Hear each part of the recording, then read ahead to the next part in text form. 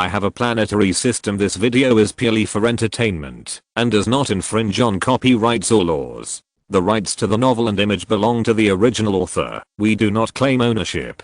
Don't like waiting and want to listen to this fanfic in full now? Subscribe to our Patreon, where you'll find the best fanfics. Chapter 151. The battle changed. Seeing that the human race was so perfunctory, G didn't have much fighting passion either. He stretched out his fingers and continuously detonated corpse key in various groups of the human race. After Lai paid attention to the evil dragon skeleton, he asked G, "You are so embarrassed by this group of creatures?" G was a little embarrassed at this moment and didn't know how to reply. Our battle just now was obviously not like this. Please be serious, okay? This will make me lose face. Lai said, the number of this race is indeed large, but it is not a threat. If their strength is like this, I don't think it's necessary to waste time on them. Liang Ting didn't care at this moment. Let the players play however they want. Anyway, they can't beat them. Because of the perfunctory attitude of the players, G also lost the mentality of hatred towards the human race. In his heart, he thought that he should ignore them. Facing this group of inexplicable creatures, why should he be angry? Bai Bing always pays attention to every move of the players in Planet. When he saw the perfunctory fighting style of the players in the extremely cold area, he was furious. I raised you with so much hardship, and this is how you repay me? Question mark? Have all your consciences been eaten by dogs? Bai said. The two creatures of the corpse clan have already thought about leaving. Why don't we just forget it? Letting them leave is also a good choice. Bai Bing screamed in his heart. No. How can you be so perfunctory when playing games? Bai snickered. Don't make things difficult for the players of the national server. There's nothing we can do if we can't beat them with our hard power. Bai Bing simply gave up. Don't I know? We have to fight, even if we can't win. Even if we die, we have to die with dignity. After that, Bai Bing asked Bai to post an announcement in the system. After listening to it, Bai was a little speechless and wanted to laugh. The mentality of the person he chose has gradually become abnormal. At this time, the Chinese players hoped that the two bosses would leave quickly or kill them quickly. Suddenly, all the Chinese players received a system message. Star Chinese players, due to the perfunctory attitude of the players, the official expressed deep regret. In order to make the players respect the game, the official added the following rules for the players participating in this battle. 1. After the two zombies leave, the surviving players will drop 1 level. 2. Within 1 hour, the players who died in battle can increase the current level by 10% of the experience. 3. Within half an hour, the players who died in battle can increase the current level by 20% of the experience. Once this system notification was issued, all the players participating in the battle in the Chinese server were collectively dumbfounded. The second and third items were fine, but what the hell was the first item? Question mark? Not letting others leave. The Chinese players who were charging all stopped. I'm so fucking heartbroken. You bastard official, I can't stand with you. Shocked, the official actually encourages players to die collectively. You're so fucking right to create two such perverted bosses. Brothers, does this announcement mean that you will also lose levels if you go offline? You're so smart. Fuck. G and Lai saw that the human race suddenly stopped collectively. What are these creatures doing? After seeing the announcement, Liang Ting knew that she could slack off openly. No, it should be said that she could also die openly. Now is the time to die. The national server players suddenly roared collectively and rushed towards Lai and G like crazy. The two corpses were a little stunned when they saw the suddenly crazy human race. What's going on? Where did I offend you? Or did we do something that made you uncomfortable? Brothers, please let me die first. I'm almost level 3. I can't lose levels. Get out of the way. It's rare for me to go online during my vacation. I won't accept losing experience again. Brothers, can you let me die first? I'll give you black silk stockings. It's useless even if you give us black fungus. The national server players who had been queuing up to die in a disciplined manner had completely let themselves go at this moment. The ugliness of human nature was exposed at a glance. They would never let these two corpses run away. The fearless death of millions of creatures moved Lion G. After surviving for endless years, this was the first time they encountered such a new thing. Players close to the Great Rift Valley had a unique advantage. They rushed towards Ji and Lai without panic. When they were killed, they showed a happy expression. I'm indeed the chosen one. As long as I die first, I will not fall from the first echelon of combat power. In addition to the players near the Great Rift Valley, Shadow Killer and Infinity were also professions that were willing to die without any pressure. They rushed towards the two bosses regardless of their speed. The skills that increased the movement speed were the skills that all other professions envied. The players on the outermost periphery were so angry that their teeth itched. Why were we on the outermost periphery? In addition to this group of individual players, the gang members and the masters on the level list were the trump cards of the national server players. Liang Ting, as the commander, had not allowed them to enter the battlefield at the first time in the battles, in order to prevent any changes from allowing these players with the ceiling of combat power to respond at the first time. However, at this time, tens of thousands of gang members and masters on the level list, tens of thousands of players looked at Liang Ting with resentment. Liang Ting was a little embarrassed facing the strange eyes from all directions. Haha, everyone, the situation is different this time, you can't blame me. The eyes continued to look at Liang Ting strangely, and Liang Ting said helplessly, okay, you go, you can do whatever you want this time. No mistakes, one song, one post, one content, one book, one bar, 1-6, 1-9, one book, one bar, one look. As soon as he finished speaking, tens of thousands of gang members and players on the ranking list jumped down from the high slope. They didn't even recover the blood they lost when they fell. I'm kidding, I don't think I died fast enough, and I still need to recover. Now time is life. In the extremely cold area, all the skills thrown by the players at this time were restrictive skills. There was no high damage burst. As long as they could restrict Ji and Lai, even 0.5 seconds would be fine, for fear that the other party would run away. Ji was annoyed by this group of lunatics, and took the initiative to say to Lai, why don't we go? The player closest to Ji was anxious after hearing his words. Go. Stay and have fun. The movement of his feet accelerated again.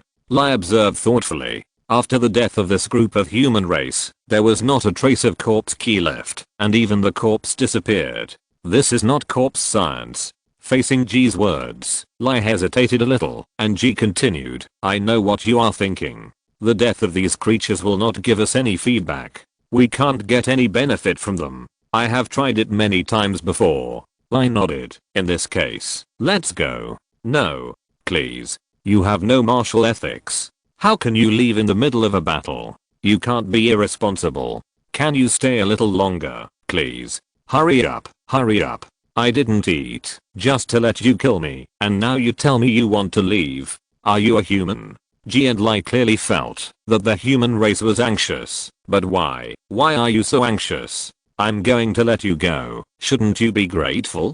I'm going to save your race. The players close to Ji and Lai used all their strength to rush to the two of them. The players behind knew that it was too late, and they turned around and rushed into the poisonous fog closest to them. While the poisonous fog had not dissipated, they died one by one. However, as a second level Chinese server player, his health is still considerable. Under the continuous damage poison fog skill, he really won't die for a while. Players who felt that the poison fog had high damage before now disliked the poison fog for being ineffective. Chapter 152 Pure Yang Sword Immortal. While the Chinese players were trying their best to die in the extremely cold area, Lan Zifen was exploring the map in the north of the underworld. While exploring and paying attention to the battle situation in the extremely cold area, Lan Zifen was glad that he missed the battle. At the beginning, he regretted not being able to participate. Now that he found out that this battle was so bad, he was very happy. The environment of this unknown area was surprisingly good. The creatures Lan Zifen met along the way were relatively friendly. No creature would choose to attack Lan Zifen when they saw him. Some creatures would even curiously walk forward to observe him. This area has good sunshine and lush vegetation. It can be said to be full of bad song and flowers. Lan Zifen encountered two medium races along the way. According to the players' understanding, they were all first level strength, and even the clan leader was only a high level creature. One of the two races is called the White Dog Clan and the other is called the Civet Cat Clan. The two races were very friendly to each other. Lan Zifeng saw the leaders of the two races drinking water near a lake in this area with their own tribesmen. No, it should be said that the tribe dogs and cats were drinking water near the lake. The two tribes were drinking water almost close to each other, without any defense. After replenishing water, the white dogs and civet cats would rest on the nearby grass. Lan Zifeng saw that many civet cats would rest on the white dogs, and the white dogs lying on the grass ignored them. Lan Zifeng, as a player with the ceiling strength of the second turn, hesitated again and again, and chose to walk out of the bushes. All the white dogs and civet cats looked at Lan Zifeng, a creature they had never seen before, but they did not do much. The civet cat leader, Cat, lay on the head of the white dog leader, White Fang, and showed a novel expression to Lan Zifeng. "What kind of creature are you? I have never seen you in the Chunhyang area." The cat asked Lan Zifeng in a cute voice. Lan Zifeng immediately turned on deception mode and responded in a friendly manner. "Hello, I'm a human creature. I got lost in this area. When I saw you here, I came up to say hello." Bai asked, "Aren't you a creature from our Chunhyang area?" Lan Zifeng shook his head. "No, I'm from Jiushan Zuandu area." The tabby cat jumped off Bai's head and walked around Lan Zifeng to observe him. Bai also approached Lan Zifeng and sniffed him with his nose. Lan Zifeng looked at the cat and the dog with a little amusement. Their actions were really similar to those of the cats and dogs on display. White Fang and the tabby cat did not detect any dangerous aura from Mistwind, so they let down their guard and asked curiously, "Do all of you humans look like this? So tall?" Mistwind simply sat on the grass and chatted with the cat and the dog. "For your race, we humans are almost all this tall, but don't worry, humans are a very friendly race and will not easily invade other countries." Tabby cat, "Then how many creatures are there in your human race?" Mistwind, "Tens of millions." Then he thought of the other 4 severs and changed his topic. "No, if you include other branches, there should be tens of millions." The tabby cat and White Fang widened their eyes. "Your human population is so large. How many cubs do you have in a litter?" Mistwind was confused by the questions of the two cute creatures and didn't know how to answer. He said awkwardly, "Quite a few, haha." The tabby cat simply jumped onto Mistwind's head and lay down. The white dog and civet cats around saw that their chief was talking to this strange creature, so they let down their guard. Many curious cats and dogs came over and kept sniffing Mistwind. Lan Zifeng was a little uncomfortable with these two races. Although he liked cats and dogs, there were already hundreds of them approaching, not to mention the hundreds of thousands of cute little creatures that were resting. Lan Zifeng kept twisting his body and asked the two tribe leaders, "Are there no other races in your area besides your two races?" White Fang shook his head. "There were before, but now there are only our two races. The immortal likes us, so he kept our two races and drove away all other races." The cat continued, "The immortal said that other races are fighting and killing, and he doesn't like fighting and killing." Lan Zifeng immediately grasped the key point. "Who is the immortal? Is he also in this area?" The cat nodded. "Yes." Lan Zifeng hurriedly asked, "Where is it? Can you take me to see the immortal?" White Fang, "It's just under the lake, but the immortal is sleeping now, and he doesn't like us to disturb his sleep." Lan Zifeng had a hunch that this immortal might be another immortal in the Chinese legend, and judging from the language of the white dog and civet cat tribes, he is still a kind immortal. "Then I'll wait a moment. I'll visit him again when he wakes up." Although he felt that the other party was friendly, he still had to be polite. Lan Zifeng kept pushing away the cats and dogs that were sniffing around him, not forgetting the traditional skills of the players, and started to deceive White Fang and the cat. "Two clan leaders, do you want to form an alliance with our human race?" "Okay," White Fang and the cat said at the same time. "Our human race is a friendly race. You want to form an alliance with us? Huh? You agree?" In the middle of introducing the human race against his will, he was stunned when he heard the reply from White Fang and the cat. "So easy? Without any consideration? You agree?" Lan Zifeng confirmed again. "Yes, if we form an alliance, can I go to your area to play? Is there anything delicious?" the cat asked. "Yes." Lan Zifeng suddenly didn't know how to do it. This is probably the easiest way to form an alliance since the launch of Planet. At this moment, a voice suddenly came. "Hey, human race, what a rare visitor." Lan Zifeng immediately looked towards the direction of the lake, and the voice came from the lake. The white dogs and civets heard the voice from the lake, and stood up and squatted down. Bai said, "The immortal has woken up." Lan Zifeng also stood up, and looked at the lake. A whirlpool slowly formed in the center of the originally calm lake. A man in a white Taoist robe floated up from the whirlpool. He had a handsome face, a friendly smile, and an inconspicuous sword hanging on his waist. Lan Zifeng was sure that this person was the immortal in the Chinese legend, but he didn't know which one it was. The immortal walked slowly on the waves of the lake towards Lan Zifeng. Lan Zifeng saw that the immortal was wearing a Taoist robe, performed a Taoist salute, and said respectfully, "Senior immortal." The immortal smiled and said to the human race, "I have sensed the breath of human beings in the nearby area before. Are you the ones who released the King of Hell in the south of Chunhyang area?" Lan Zifeng, "Yes." After that, Lan Zifeng curiously used identification on the immortal, and then got a string of race, realm, question mark question mark question mark. The immortal smiled and looked at Lan Zifeng. "Don't probe the details casually, which is equivalent to making an enemy." Lan Zifeng recognized this kind of information for the first time. "Damn, who is this immortal? So awesome. Sorry senior, I'm just curious about who you are." Lan Zifeng apologized immediately. "This is our Chinese great power. We must have a good relationship. If we can pull him down, the human race can wander around freely in the future." The immortal asked, "What is this place called?" Lan Zifeng answered subconsciously, "Chunhyang region." The immortal smiled and looked at Lan Zifeng without saying anything. Lan Zifeng suddenly realized that Chunhyang region, Chunhyang sword on the waist, Chunhyang sword immortal. Lan Zifeng was so excited that he asked carefully, "Senior, are you Lu Dongbin?" Lu Dongbin said, "You actually recognize me. I'm quite perceptive." Chapter 153 Desperate. "Were the two guys in the area next to me created by you humans?" Lu Dongbin asked with a smile. Lan Zifeng thought for a while before realizing that the two guys Lu Dongbin was talking about were Ji and Life from the Corpse clan, and nodded in acknowledgement. "Yes." Lu Dongbin looked to the east and said with a smile, "You are quite brave, daring to provoke the gods." Lan Zifeng was embarrassed and didn't know what to say. A transparent door appeared next to Lu Dongbin, and he said, "Let's go. I'll help you humans deal with them." After that, he went directly into the transparent door and disappeared.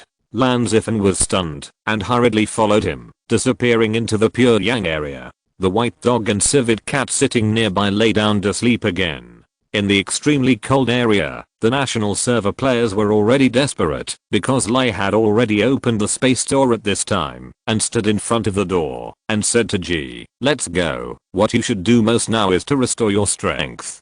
Ji was too lazy to pay attention to this group of lunatics and turned to walk towards Lai. With the unremitting efforts of the national server players, millions of players have been lucky enough to be killed, but there are still millions of players left in the extremely cold area. Under the desperate gaze of the players, Lai took the lead in moving towards the space gate. However, just as Lai touched the space gate, a person walked out of the space gate originally summoned by Lai. It was LV Dongbin, who was just in the Chunhyang area. Seeing that another creature walked out of the space gate he summoned, and he didn't feel anything, Lai was immediately alert. "Impossible.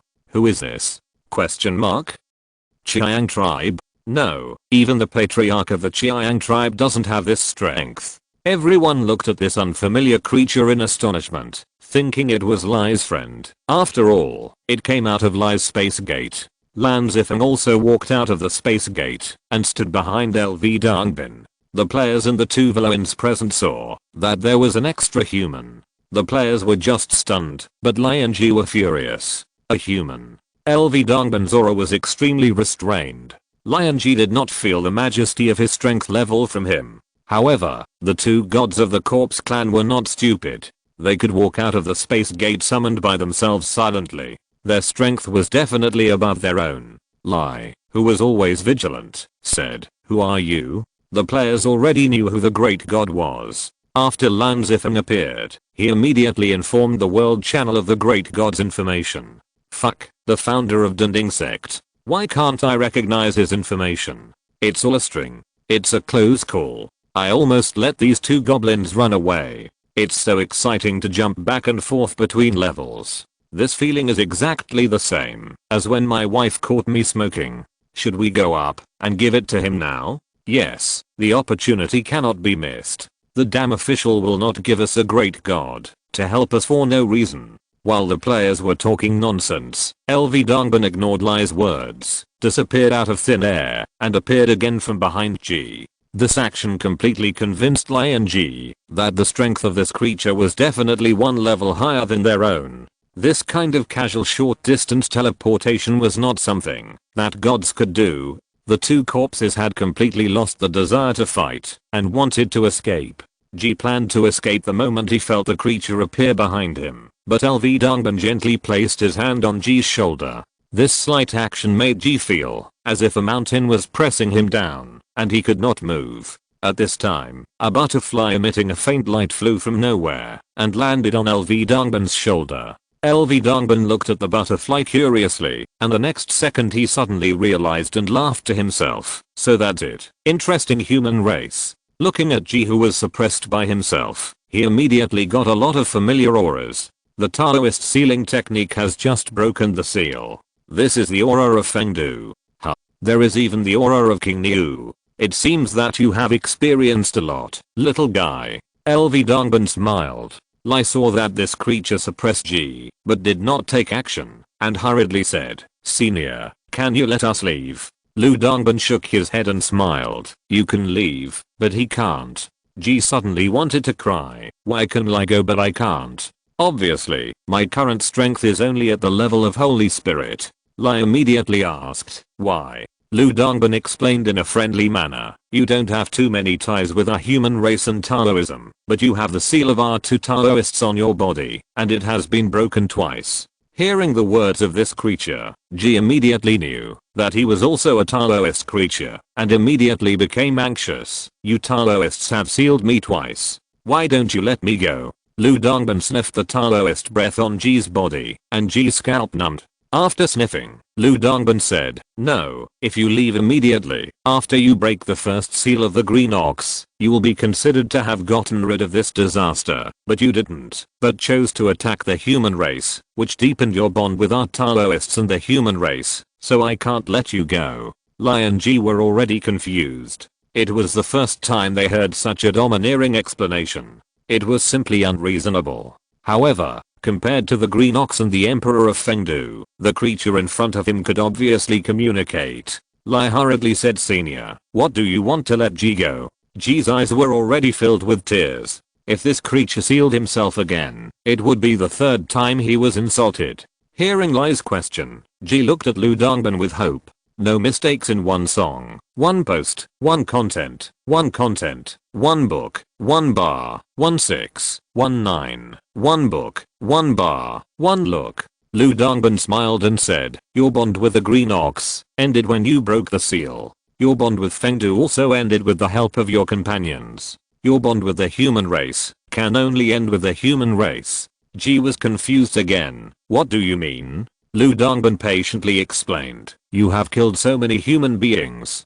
You can only leave if the human race forgives you. Do you understand?" Lai and G's hearts suddenly wilted. "Haha, you also know that we have killed so many human beings, and you still forgive us? Are you kidding me?" The players present laughed after hearing this. "It's not that we can't forgive them. We'll let them go if they kill us all within an hour. I think it's better to seal him again. Let him experience the feeling of scoring 3 times. Sealed 3 times. If it were me, I would probably commit suicide. You guys are idiots. If you seal him, we will all drop levels." "Oh yeah. Shit, I forgot. Everyone struggled in the end. If the human race doesn't forgive me," Lu Dongbin explained in a friendly manner, "I will seal you again, and this time, even if the other 7 gods of your corpse race come, they cannot break the seal." Lai was no longer talking. It was none of his business this time anyway, and he was also glad that he did not choose to attack the human race just now.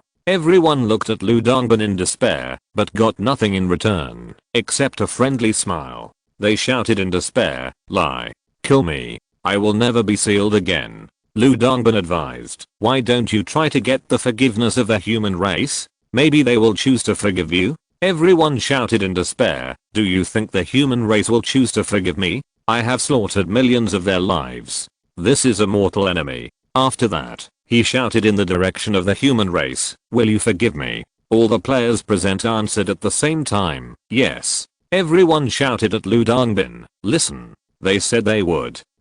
Chapter 154, Ridiculous Request. Lu Dongbin smiled and looked at Ji. You see, the human race is still very kind. He knew the whole story through the butterfly, and his heart was calm. Even though Lion Ji had lived for countless years, it was the first time they had seen such a kind race. Liang Ting, as the national commander, stepped forward and saluted Lu Dongbin, Senior. Lu Dongbin nodded to Liang Ting in a friendly manner, and Ji immediately asked, are you the leader of the human race? Liang Ting aimed for a while and replied, you can think so. Ji hurriedly said, let me go, whatever you want, as long as I can do it, I will promise you. We, the corpse race, can never invade your human race. Liang Ting, I can let you go, but agree to 2 of my requests. Ji hurriedly replied, I promise you. You say. Lai was also very curious about what the human race had asked for, and they could even ignore the deaths of millions of people. Liang Ting said, first, you help us guard the main city of Arjiushan Zuandu for 10 years, protect our human race, and do not kill. The reason why Liang Ting made this request is that after this battle, she saw clearly that, even though the national server is the ceiling of all servers, its strength is still not enough to dominate in planet. This time there is Fengdu Emperor and Lu Dongbin, what about next time? So Liang Ting urgently needs a powerful NPC to guard the main city. In fact, it doesn't take 10 years. According to the upgrade speed of the national server, 1 or 2 years is enough for the national server players to be strong enough to not fear the gods.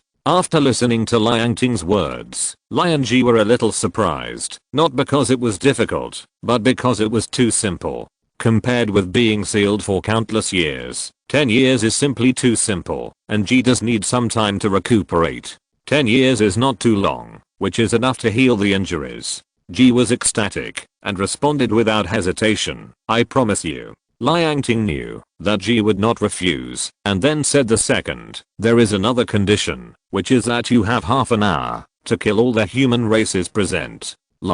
Ji, Lu Dongbin. Seeing Liang Ting's self-righteous expression, Ji's face gradually darkened. Are you kidding me? Liang Ting waved her hands quickly. No, Mr. Ji, you misunderstood. This is the expectation of all of us humans present. If you don't believe me, ask them. That's right. We are serious. Hurry up and do it. Stop wasting time.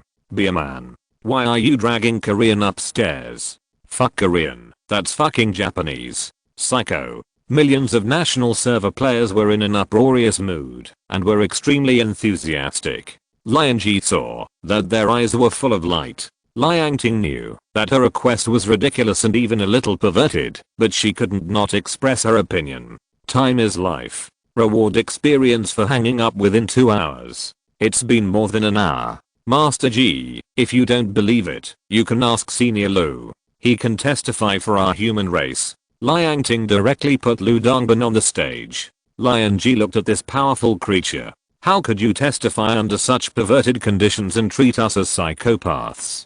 Seeing Liang Ji looking at him, as if it was natural, Lu Dongbin smiled awkwardly and said, just do what the human race says. I'll testify, okay? Liang Ji. Liang Ting continued, maybe half an hour is a bit tight for Mr. Ji to kill a million of us humans. You can also ask Mr. Lai to help, so there will be no pressure. Lai didn't expect that, he still had his own work to do, and hurriedly waved his hands. No, no, no, this is the bond between you humans and Ji. I won't get involved. You're crazy, and you want to drag me down with you. You'll seal me up with Bai Bing later. Ji suddenly laughed, and his expression looked a little crazy. Ji said to Lu Dongbin angrily, Senior. Although we can't beat you, our corpse clan is not a race that fears death, and we will not let you and the human race insult us like this. Even if I die, I will die with glory. After that, he turned to Lai and said, Lai, kill me. Lai looked at G as if he was a lunatic. You want to drag me down with you too? If you want to die, why don't you commit suicide? I won't help you. Liang Ting also knew that G couldn't accept it for a while, but it couldn't be delayed any longer. The happiness of the whole village is in your hands alone. You can't be so irresponsible. Mr. G, don't be like this. Listen to me. As long as you kill us, I will give you a 50% discount on the guarding time. 5 years will be enough. G saw that Lai was unwilling to offend the powerful creature in front of him for his own sake, so he simply broke the jar and said, I won't let you seal me again. Kill me. This is my last request as a god. Lu Dongbin looked at Liang Ting in embarrassment. I can't accept your request for a while. At least find a more normal reason. Liang Ting suddenly came to her senses and said to G, Mr. G, do you think that this request I made is an insult to you? Actually, it's not. G looked at Liang Ting with a proud face. Liang Ting continued, didn't Mr. G find that you killed millions of our human race, but there was no corpse left? Isn't this strange? No mistake. 1 sentence, 1 post, 1 content, 1619, 1 book, 1 bar, 1 look. G and Lai looked at each other. It was indeed very strange, waiting for Liang Ting's explanation. Liang Ting, normally speaking, you two killed so many of our people. We have a deadly feud with your corpse clan. Lai quickly interrupted. I didn't kill your people. I didn't do it. After saying that, he glanced at Lu Dongbin. G glared at his fellow tribesman. Liang Ting smiled and said, yes, in fact, the millions of creatures we died in the battle were not dead. They were just our clones. This senior Lu can testify. Lu Dongbin immediately agreed. That's right.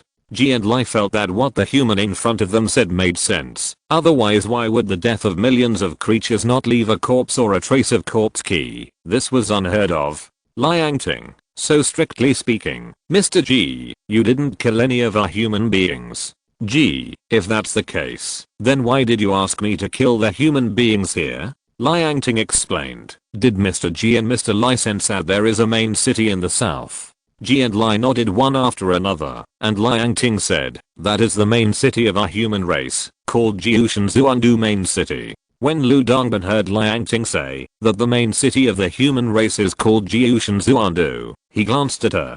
Haha, what a big tone. Liang Ting didn't know what Lu Dongbin was thinking. That is where our human beings are. Our human beings here are just clones. The journey is long. If we simply rush back, it will take a lot of time, but if Mr. G kills all our human beings here, our souls can return immediately. The reason Liang Ting gave was so perfect that even she admired herself. Lu Dongbin already knew what he needed to do and quickly said, that's right.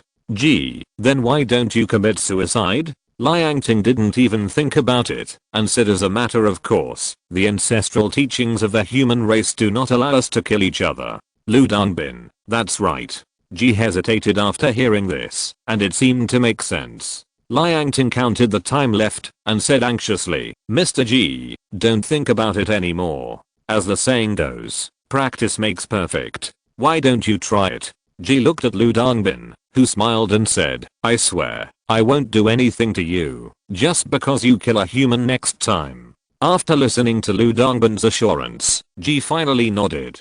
Chapter 155 The battle that ended inexplicably. It was the first time that Lai and G agreed to such an absurd request, especially G, a race that begged him to kill them. If the creature that suppressed him had not promised him that it would not seek revenge, he would definitely think that the other party was playing a trick on him. Seeing G agreed, the national server players were overjoyed. Sure enough, fighting can't solve the problem. Communication is the most important thing. Language is really an art. Try not to fight if you can. Getting experience for free. So happy. I can directly become a 3rd level after I go back. Ha ha ha. Lu Dongbin let go of G's hand on his shoulder and reminded him, hurry up, you only have half an hour. This sentence made Lai and G speechless. At this time, the national server players had already lined up in batches. Liang Ting ordered that they should die in batches, with 100 people in each batch, and the back should follow after the front died. They should be organized and disciplined, and not be lazy. Seeing that the originally densely packed human race was now queuing in an orderly manner, G didn't care. You begged me to kill you, and I appealed to your emotions, and reasoned with you, so how could I not agree? G said to Lai. There are too many human races here. You have to help me. With my current strength, it is difficult to do it in half an hour. Lai knew that human races would not respond to corpse key when they died, so he nodded and agreed. G released grey corpse key, and Lai released dark green corpse key. Two poisonous fogs of different strengths exploded from the two human race teams. Lai's damage was obviously higher. Fuck, the poisonous fog next door is much stronger than ours. Hahaha, I'm so lucky to be in the right team. Don't waste time, catch up, so many people are waiting. You are cutting in line. Go back to your original team. Can you have some manners? Groups of human races disappeared on the spot, once again confirming that there was no corpse key feedback. G and Lai completely let go, especially G. The grievances of countless years burst out at this moment. Wow, no matter what, he killed the human race. After more than 20 minutes, the national server players in the extremely cold area had almost died, leaving Liangting and some masters on the level list to come forward. G saw Yi Jian, who disgusted him before in the abyss, and stared at him with wide eyes. Is it you? Seeing G's resentful eyes, as if he was a wronged and lovely elder, Yi Jian smiled embarrassedly. Mr. G, it was all a misunderstanding before. Please take care of me in the future. As soon as Yi Jian finished speaking, G did not choose to attack with poison mist, but directly took action, punching Yi Jian into a light spot and disappeared. Liangting, Lu Dongbin, Lai, and the remaining players. What a big hatred. Lu Dongbin gestured with his index and middle fingers, gently tapping on G's forehead, and a yellow mark appeared between G's eyebrows. Lu Dongbin smiled and said, this mark will automatically disappear after 10 years. During this period of time, if you break your promise, I will take action to suppress you again for 10,000 years. G has gradually lost his fear of Lu Dongbin. This creature is not only stronger than himself, but also has an incredibly good attitude. 10 years is just a blink of an eye. Liangting said, okay, we are the last group of humans. Thank you, Mr. G. After we are gone, you can go to our Jiushan Zuandu. G didn't waste any words. The poisonous fog erupted in the center of the group. Liangting and others slowly turned into light spots and disappeared. Seeing that the matter was over, Lu Dongbin smiled and said, you two little guys, take care of yourselves. After that, he stepped into the portal he summoned and left. Only G and Lai were left in the extremely cold area. Neither of them knew what to say. Finally, Lai suddenly laughed. G glared at him, and then flew to the south. Lai looked at the direction where G left, and smiled to himself. See you in 10 years, Leo Wu. Bai Bing returned home with the beans she had been peeling for several hours. Her aunt came up and slapped her in the face. I asked you to peel beans, but you peeled them from noon to night. The whole family is waiting for this dish from you. Linlin took the beans from Bai Bing and walked into the kitchen with a smile. Bai Bing covered the back of his head, not knowing how to explain. Her aunt glared at Bai Bing and followed her into the kitchen. Sitting back in the chair, Bai Feng asked, where did you go this afternoon? Bai Bing made up an excuse to deal with it. Grandpa said, in the afternoon, your father, your uncles and I went to take a look at the house you bought. After the new year, we plan to do some small business in the shop below the house you bought. Bai Bing asked, what industry? Bai Feng, it's not really an industry. I just sell some tea. Bai Bing, I don't know much about the tea industry, but since you want to do it, I support you. Bai Feng smiled and said, it's just an intention. I don't understand it either. I don't even know where to get the goods now, and I don't know if I can do it alone. Bai Bing said, Dad, you can do it with your eldest aunt. Anyway, your eldest aunt doesn't have a job now, and Zhao Reo, eldest aunt's daughter, will have nothing to do after school. You two siblings can take care of each other. No mistakes. One poem, one post, one content, one book, one forum. Bai Bing didn't think too much about whether there would be financial conflicts or emotional conflicts among family members. First, the relationship between the brothers and sisters was very good. Second, it was just a store business. They knew how much they could earn. It would not be too little or too much. There was no need to quarrel over such a small matter. Besides, Bai Bing would cover the losses. Grandpa nodded. This is a good idea. Bai Feng also thought this suggestion was good. I will discuss it with her when the time comes. Grandma, Lin Lin and several aunts brought out the food. Several uncles stood up to help. Bai Bing also stood up to help. The second aunt joked, Prince, just sit down. I'm afraid we will have to wait for several hours for you to help. Everyone laughed out loud. Only Bai Bing was embarrassed to laugh. At dinner, Grandma said that no one was allowed to drink anything. From the night of New Year's Eve to yesterday, she had made her son and grandson drunk every time she had dinner. The old lady had endured it for 3 days. Seeing that the Empress Dowager had spoken, everyone naturally did not dare to be presumptuous. Lin Lin picked up some food for Bai Bing and watched everyone chatting with a smile. She envied this kind of relationship. Bai Feng asked, Xiao Lin, I don't know about your parents yet. Would you mind introducing them to us? In fact, grandparents and everyone else were very curious about Lin Lin's family, but the aunts were too embarrassed to speak up at first, not to mention the uncles.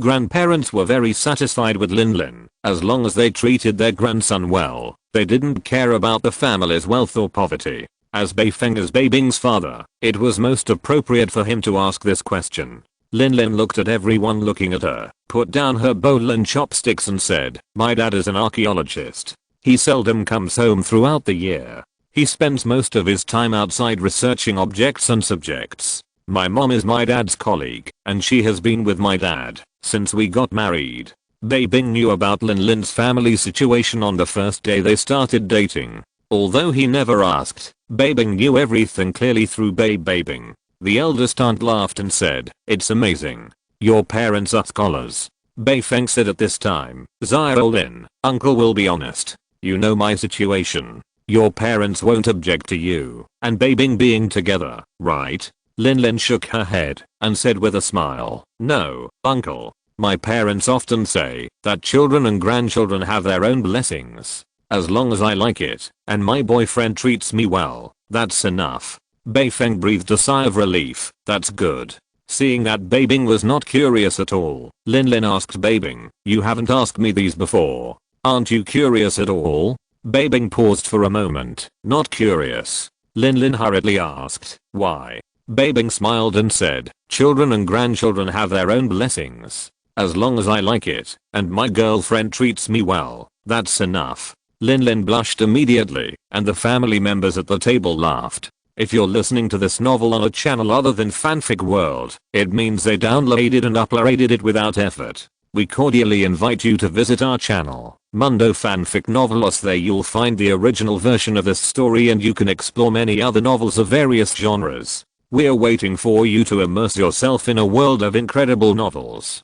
Chapter 156. Have you forgotten about the Spring Festival event? After dinner, Bai Bing went downstairs with Lin Lin to the nearest park to take a walk to digest the food.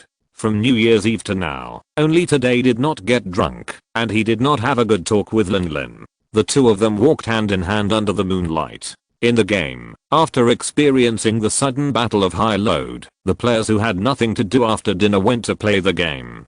Today's battle is both exciting and surprising for them. Many national server players who have already touched the threshold of the third job transfer can't wait to find their mentors to receive the job transfer task. When the players saw the task, they were a little confused. The job transfer task of the third job transfer is not a separate task. The task content is the same. The task content is only a short sentence. The third job transfer task of the Chinese server, fully explore 10 regions, and 6 regions have been explored. Jiushan Zuandu region, South China Sea region, Hell region, Shiwandashan region, Extreme Cold region, Chunayang region. Because the weathered continent only has an alliance with the Xingpeng tribe, and the Red Fox tribe and the Poison Scorpion tribe have not yet been cleared, it does not count. The players who were originally full of confidence planned to directly strive for the third level during the Spring Festival holiday, but they were confused by the content of this task. When Liang Ting saw the content of this task, she knew that she had work to do again. She thought that she could completely let herself go during the Spring Festival holiday, do Spring Festival activities, and level up, but it turned out that she had to work overtime again.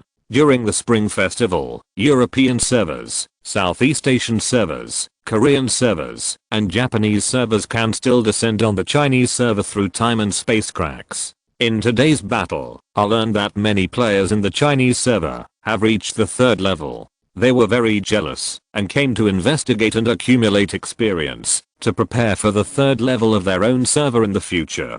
Then, after discovering the content of the job transfer task on the Chinese server, they laughed out loud.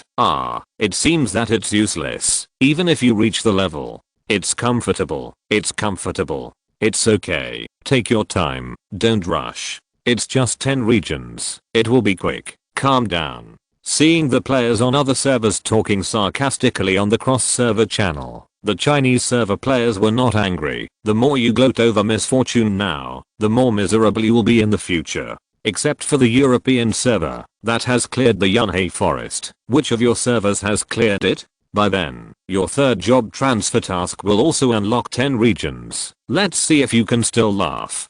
Don't bully the poor young. Don't bully the poor middle-aged. Don't bully the poor old. My useless life. Hahaha, you are too mean, you dogs. Players on other servers suddenly realized, that's right. Damn, we haven't even cleared 1 region, and the Chinese server has unlocked 6 now. Even the European server players were angry at this time. What the hell? Seeing the players from other servers standing in the main city of Jiushanzuandu, at a loss, the players from the Chinese server immediately calmed down. They let you dogs, and then you will have to play again. The players from the 4 servers were so angry in the Chinese server.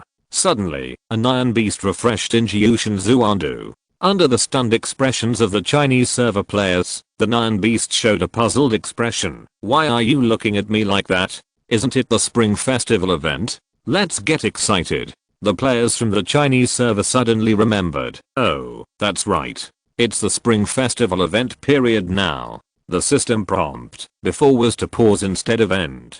Damn, most of our players are in the main city. You are going to restart the event now? Exclamation mark. What a joke. Fuck. Restart the event now? You're targeting us, you bastards. We just finished the battle today. Can't you give us a day off? What are you talking about?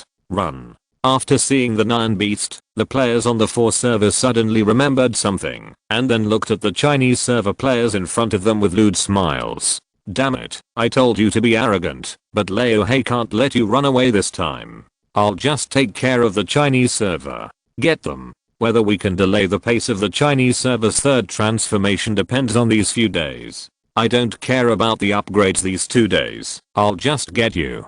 Brothers, charge. The Chinese server player who reacted first summoned his mount and ran out of the main city without saying a word. It was too late to activate the return scroll now. Once caught by these bastards, they will really surround you and treat you like a human.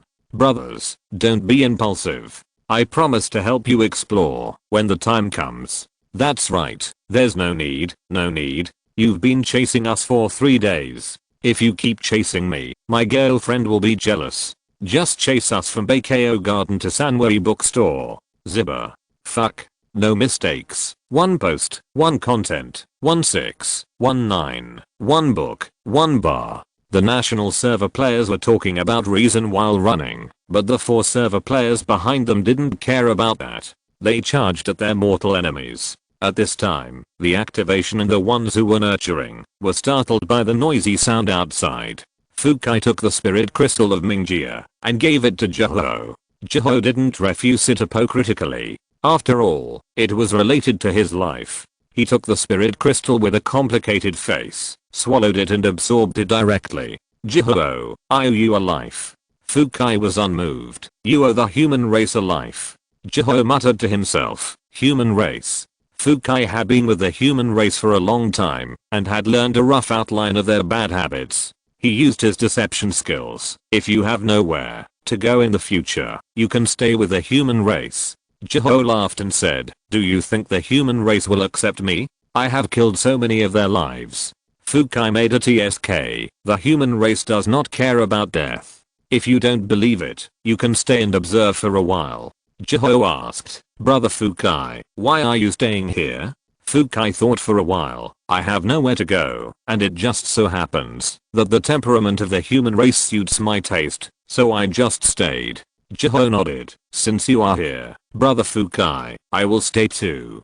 Fukai was actually taught dirty jokes by the players. His originally passionate and pure thoughts had begun to be led astray by the players. After hearing Jiho's words, he moved half a body position and looked at Jiho with a strange face. Brother, please speak properly. Jiho was confused by Fukai's strange behavior. Suddenly, he heard the sound of chasing outside the house.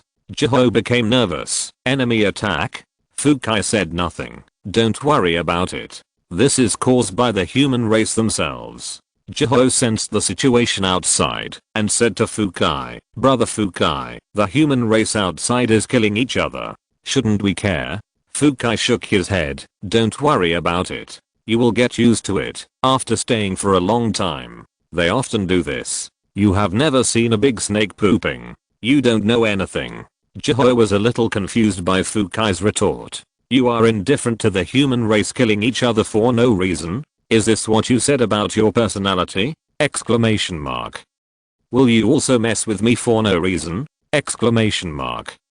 Can I not stay? I regret it. Since he came to Jiushan Zuandu, he has been constantly sensing the attitude of the human race towards him. When he found that the human race really had no ill will towards him, he was a little speechless. The human race didn't even pay attention to him. After seeing him, some creatures would even greet him politely. They had no hatred for what they had done to them in the extremely cold region, and even the worst humans just ignored them. On the tallest building in Jiushan Zuandu, everyone closed their eyes to recuperate from their injuries, but not long. After they sat down and calmed down, the humans started to make a fuss. Everyone opened their eyes to look down and see what was going on, and then saw that the humans had started to kill each other. Everyone. Chapter 157, The Three Armies. On the 6th day of the Lunar New Year, the last day of the spring festival activities in Planet, it was also the day when Bai Bing and Lin Lin returned to Guangzhou.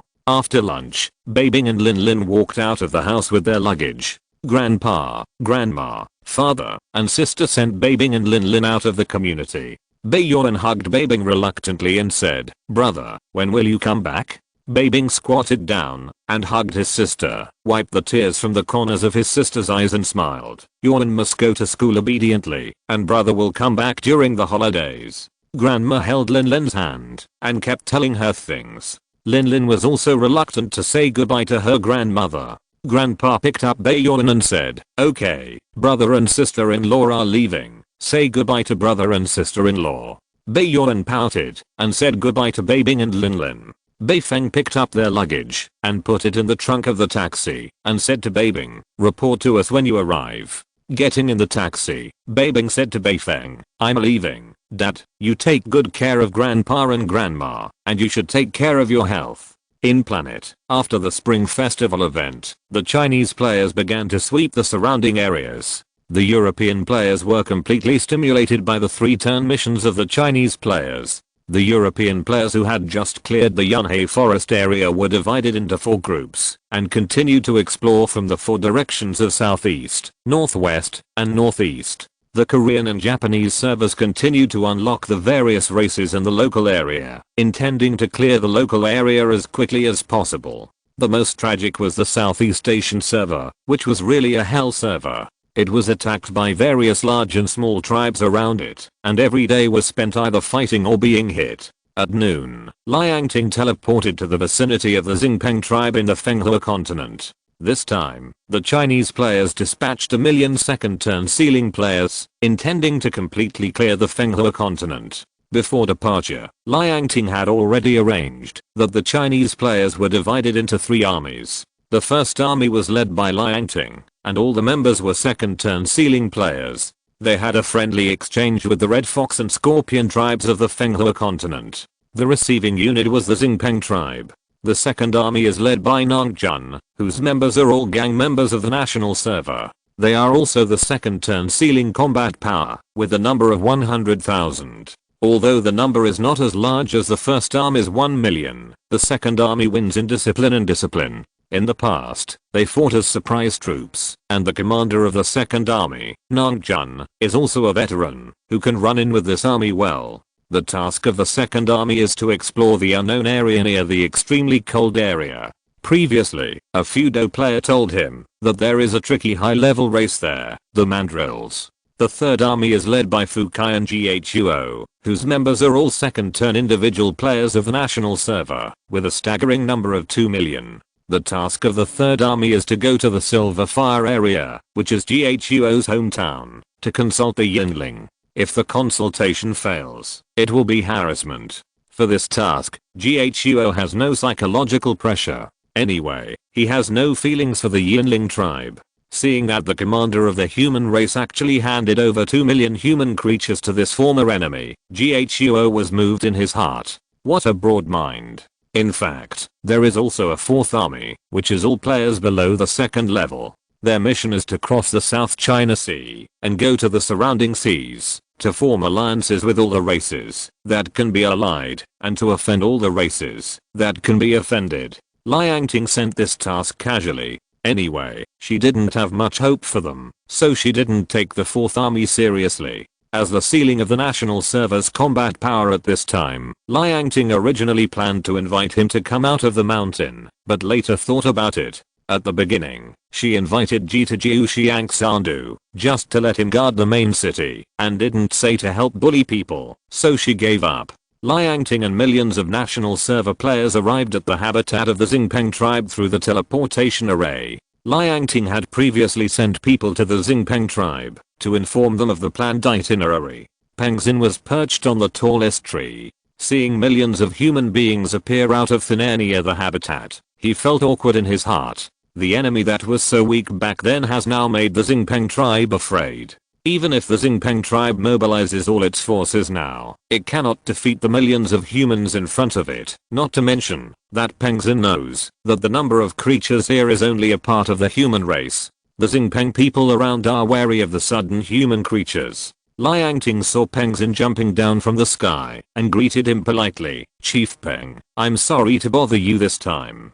Peng Xin knew the purpose of the human race's visit this time, and he didn't waste any words, and directly told him the general situation of the Weathering Continent. The Xingpeng tribe is located in the southern part of the Weathering Continent. I won't say much about this. The central part is the territory of the Red Fox tribe, and the chief of the Red Fox tribe is Ziyan, whose strength is the same as mine. The northernmost part is the area of the Poison Scorpion tribe, and the chief is Henigu. I believe you humans are familiar with it. Liang Ting nodded. Thank you Chief Peng for the introduction. We humans are in a hurry. Can the Xingpeng tribe assign us a tour guide? Peng Xin was speechless. What tour guide? Are you here to travel? This is a war. Can you humans be more serious? Exclamation mark. The Red Fox and Scorpion tribes have probably sensed your arrival. I have to guard the Xingpeng tribe and cannot lead you personally. Liang Ting said she didn't care. It doesn't matter. Any tribe member will do, but he must have a good understanding of Fenghua continent. Peng Xin called King Fu over. This is King Fu, the candidate for the next leader of the Xingpeng tribe. Let him lead the way for you this time.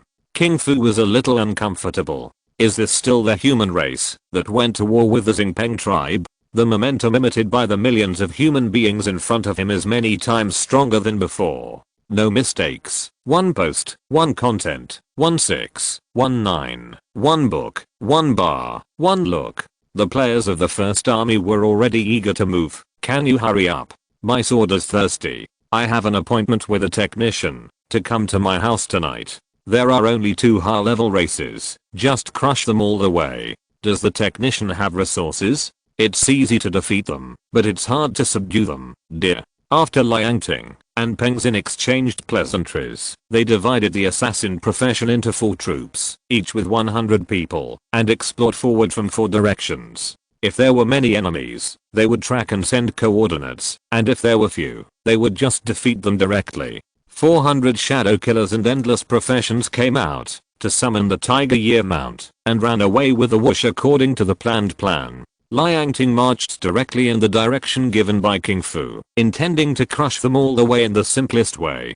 Because there were too many players in the national server, it was inconvenient to march at the same time, especially in the forest environment, so Liangting arranged the two professions of Akala and Dharma to form a vanguard of 200,000 to set off first. Akala can resist, Dharmata can resist, fight, add blood and status. Once encountering a large army of the Red Fox clan, it can delay until the support of the players in the rear arrives. The 200,000 vanguard troops also summoned mounts to march in a neat and tidy manner. Peng Xin and King Fu saw that the human race did not even hold a pre-war mobilization and the army was on the march. How anxious are you humans? You don't look like a bloodthirsty race. Liangting commanded the remaining 800,000 troops to catch up and then said to King Fu, "Brother, let's go. Finish early and eat early." King Fu, "Damn, what kind of cows and horses are you? This is a war." Suddenly I miss the human race that was bullied by my own race, the stubborn and simple human race. At that time, the human race gave him the feeling of not fearing death and how upright their image was. The two sides fought back and forth. That is the correct way for you humans to open up. Chapter 158 Purple Smoke. The Red Fox tribe has always divided Fenghua continent with the Xingpeng tribe and the Poison Scorpion tribe. As a high-level race on land, they were already on alert when the million-player army set out. The Xingpeng tribe has always marched by leaps and bounds, and the Poison Scorpion tribe mostly operates underground. Such a large-scale mobilization at this time is definitely not a race from Fenghua continent, but an invasion by a race from outside the domain. The Red Fox tribe leader Ziyan looks like a middle-aged woman, wrapped in animal skins, but unable to conceal her graceful figure, with 3 foxtails swinging constantly behind her waist. Behind Ziyan, hundreds of thousands of Red Fox tribe leaders were sitting or lying in a mess. A young female Red Fox tribe member stepped forward and said to Ziyan, "Chief, I feel the breath of countless creatures rushing towards our tribe." Ziyan nodded. The south, the sphere of influence of the Xingpeng tribe. Has the Xingpeng tribe been massacred? The woman shook her head. Impossible. The Xingpeng tribe has been hostile to us for many years, and I know their strength very well. It is impossible for them to be massacred so silently. Ziyan smiled and said, "Langshan, there are many creatures in this world that you don't know. They are stronger and more evil than you think. We are just an inconspicuous pile of mud and sand in this world of creatures." It was the first time that Langshan heard the tribe leader describe the Red Fox tribe in this way. Ziyan continued, "You are the next tribe leader of my Red Fox tribe. Once I die, you have to take the responsibility of revitalizing the Red Fox tribe, understand?" Langshan was about to speak. Ziyan looked to the south. "Don't worry, I won't die so easily." Langshan asked, "Chief, I will lead my people to fight and prevent the other side from slaughtering any civilians of our Red Fox." Ziyan shook her head. "I will go by myself. You protect the people in the tribe. Once the other side attacks and I don't come back, you will immediately take the people to escape." Langshan, "Chief, I will go with you." Ziyan turned around and held Langshan's hair and smiled gently. "Langshan, you have grown up. You can't be so willful in the future. I'm the chief. This is my order. You must obey." Under Langshan's tearful eyes, Ziyan flashed in the air and flew rapidly in the direction of the other side's attack in the next second. The 200,000 vanguard troops of the army are now confronting tens of thousands of Red Fox warriors defending the border. These 200,000 national service players didn't know whether they should take action for a while. It was not that they couldn't fight, but they were embarrassed. There were only tens of thousands of creatures on the opposite side, and the highest combat power was only 2 high-level creatures. If they really fought, they didn't know if they could survive several rounds of charge on their side. The Red Fox warriors saw the creatures of the unknown race in front of them without any momentum but fearless, and they were in a dilemma for a while. If they fought, they would not be able to defeat them, and if they retreated, they would seem guilty. What should they do? Only tens of thousands of soldiers are on the other side? The Red Fox tribe is so weak? That's it? That's it?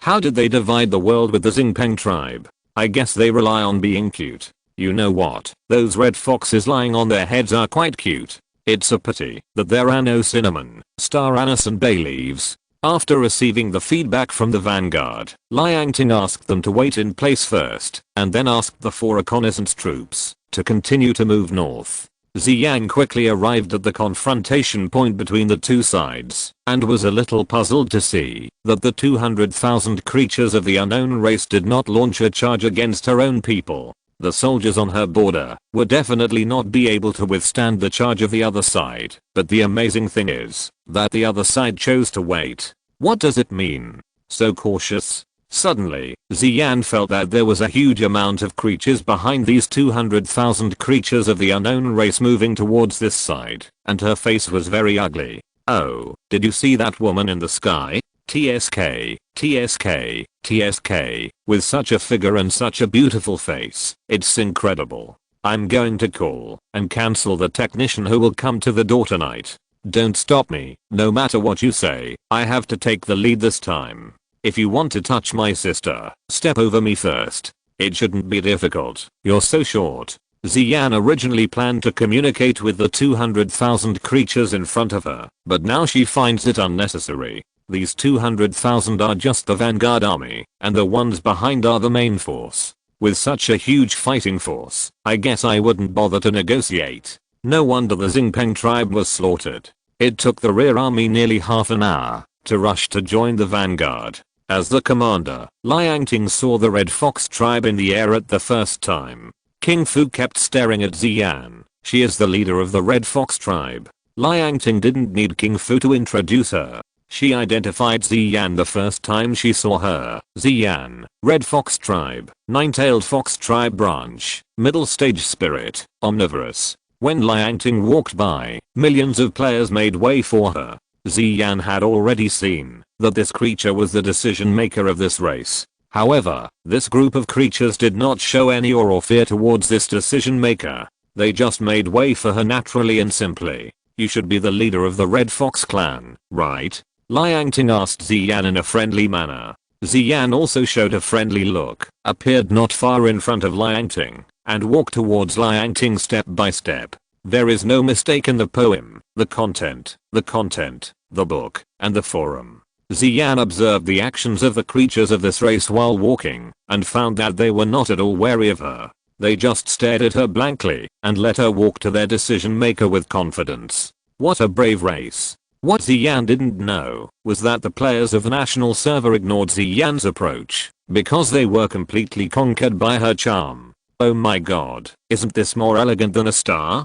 Brothers, I'm done. You guys take your time. I've always thought that old perverts are shameful, but now I know how happy it is to join the ranks of old perverts. I'd give up 10 years of my roommate's life in exchange for a chance to date her. The idiot upstairs. She's just an NPC in the game, okay? Have you forgotten how to be a gigolo? I think I can do it, too. Fuck, I forgot about that. Liangting blushed unconsciously when she saw Ziyan standing in front of her. The damn official designed a game NPC so perfectly. Are they kidding me? Hello, Chief Ziyan. We are the human race from the Jiushan Zuandu area. Nice to meet you. Ziyan recalled. Human race. Never heard of it. Where is the Jiushan Zuandu area? You are too polite, sister. The strength of the human race should not be underestimated. What is the purpose of the human race coming to Fenghua continent? I wonder if I can help you? Liangting responded as a matter of course. The human race is here to conquer Fenghua continent. Ziyan clenched her hands unconsciously after hearing this. Conquer? You came from the south. I wonder how the Xingpeng tribe is doing? Ziyan asked. Liangting smiled and said, since we can come here, we have naturally conquered the Xingpeng tribe. As soon as the voice fell, Ziyan grabbed Liangting's neck without any warning, and the gentle expression on her face became solemn. Let your people leave Fenghua continent, otherwise this will be your burial place. Ziyan said slowly, I believe that your people don't want you to die here. After speaking, Ziyan glanced at the human creatures around her, and then found that the human creatures present were actually talking and laughing and pointing at her. Many creatures drooled at the corners of their mouths, and there was no atmosphere of tension and hatred. Ziyan. Chapter 159. Ups and Downs in Mentality. Sister, my people are not very smart. Sometimes I can't even command them. I may disappoint you. Liang found that her health bar did not drop and knew that Ziyan was just pretending to be fierce. Ziyan looked at Liang with a complicated expression. They don't even care about you as the leader? Liang smiled and explained. Sister, you misunderstood. We humans don't have a leader. Everyone does what they like. It was the first time that Ziyan heard that there was a race without a leader. She found that the people around her were really indifferent to her behavior.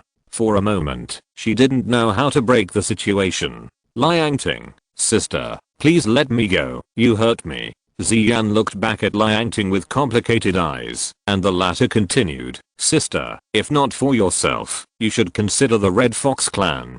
Do you think that you alone can stop our offensive with 1,000,000 combat forces?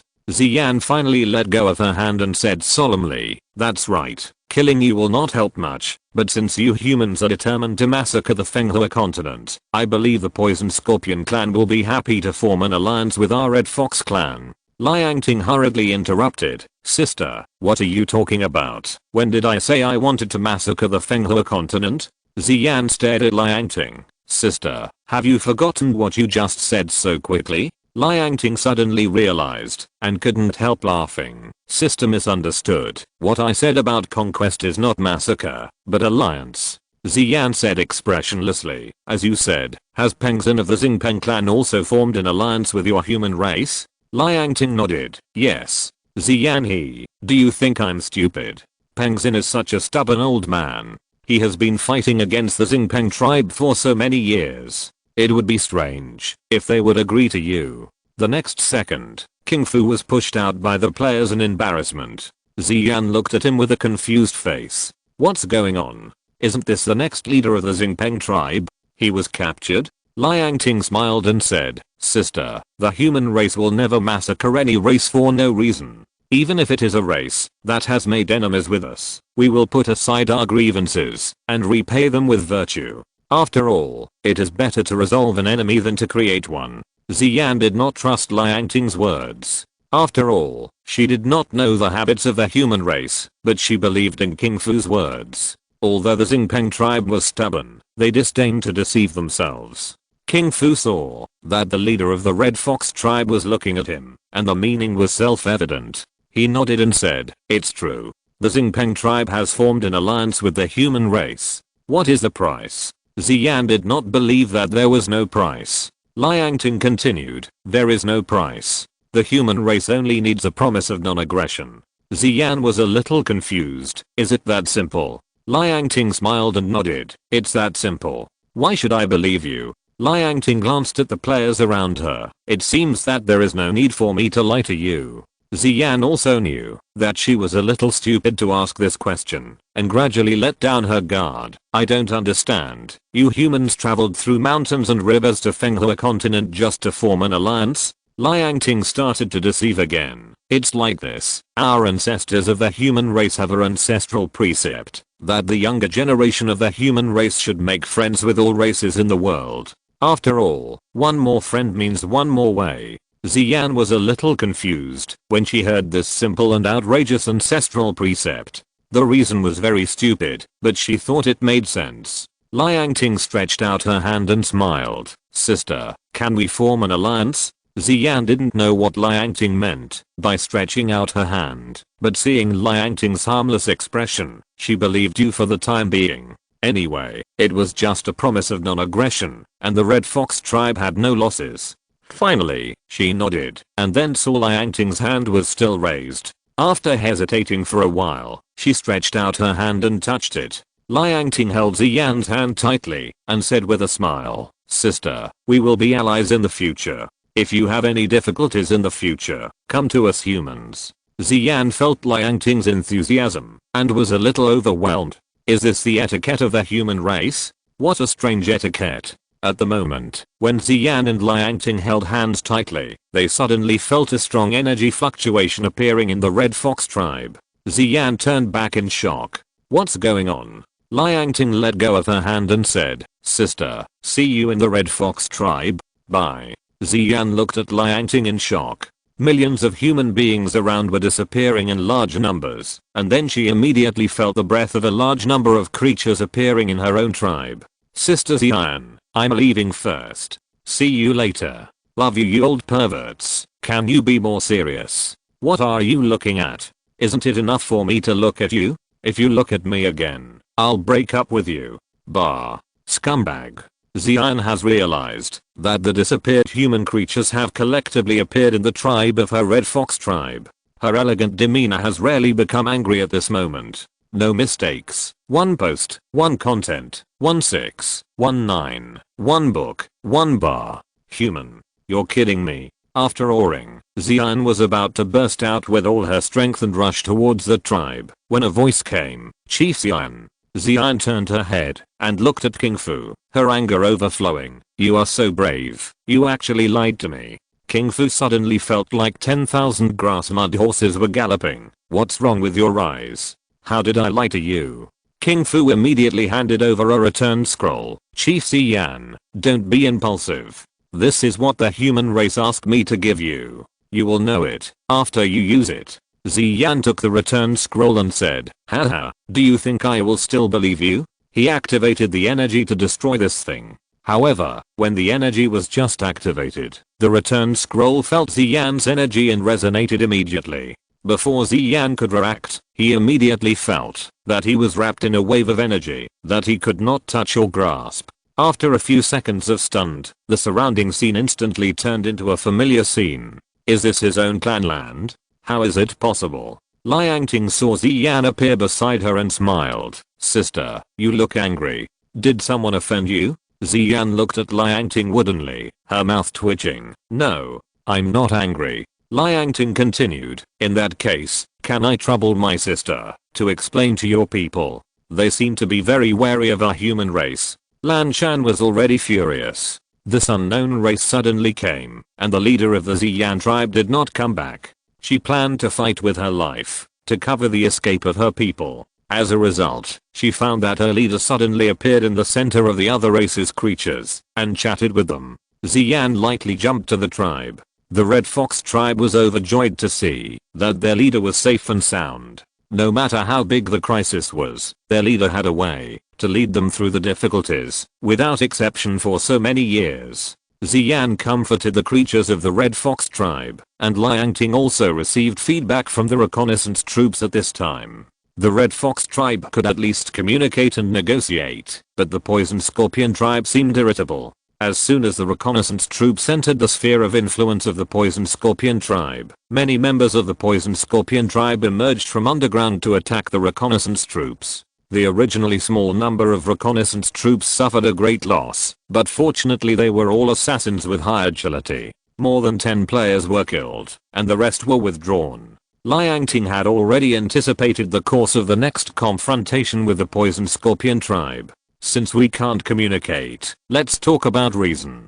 Let's see who has the harder fist, and whose reason is more convincing. Let's try the American way. Moreover, we have already scouted out the sphere of influence of your tribe. This time, I will not divide my troops, and will directly attack you with my entire army. Chapter 160, Cliffmouth Area. In the northernmost part of Fenghua continent, within the sphere of influence of the Poison Scorpion clan, half of the area is covered with fine sand. The temperature is high during the day, and the creatures of the Poison Scorpion clan will choose to hide in the forest atmosphere in the south, or under the Zisha Islands, to avoid the high temperature, and will not rush out to look for food until dark. As the patriarch of the Poison Scorpion clan, Higu has the strength of a god. When millions of national service players appeared near the tribe of the Red Fox clan, they had already sensed the movement. The Poison Scorpion clan was not too panicked about the arrival of the human race. One reason was that Higu's first thought was that the human race and the Red Fox clan had joined forces. Otherwise it would be impossible for the human race to successively capture the Xingpeng and Red Fox clan in such a short period of time. Another reason is that the Poison Scorpion clan lives under the Zisha Islands all year round. Once the enemy attacks, they have the advantage of geographical location. Fighting in Zisha, even if the human race and the Red Fox clan join forces, the Poison Scorpion clan will have the strength to fight. Xian also informed Liangting of this situation. Liangting smiled and said, Sister, the Red Fox clan does not need to take action against the Poison Scorpion clan this time. We humans can do it ourselves. Ziyang breathed a sigh of relief. She was worried that the humans would ask her race for help. She didn't know whether to agree or refuse. If they agreed, the Red Fox clan was no match for the Poison Scorpion clan and would probably suffer heavy losses. But if they refused, they were afraid that the humans would kill the Red Fox clan.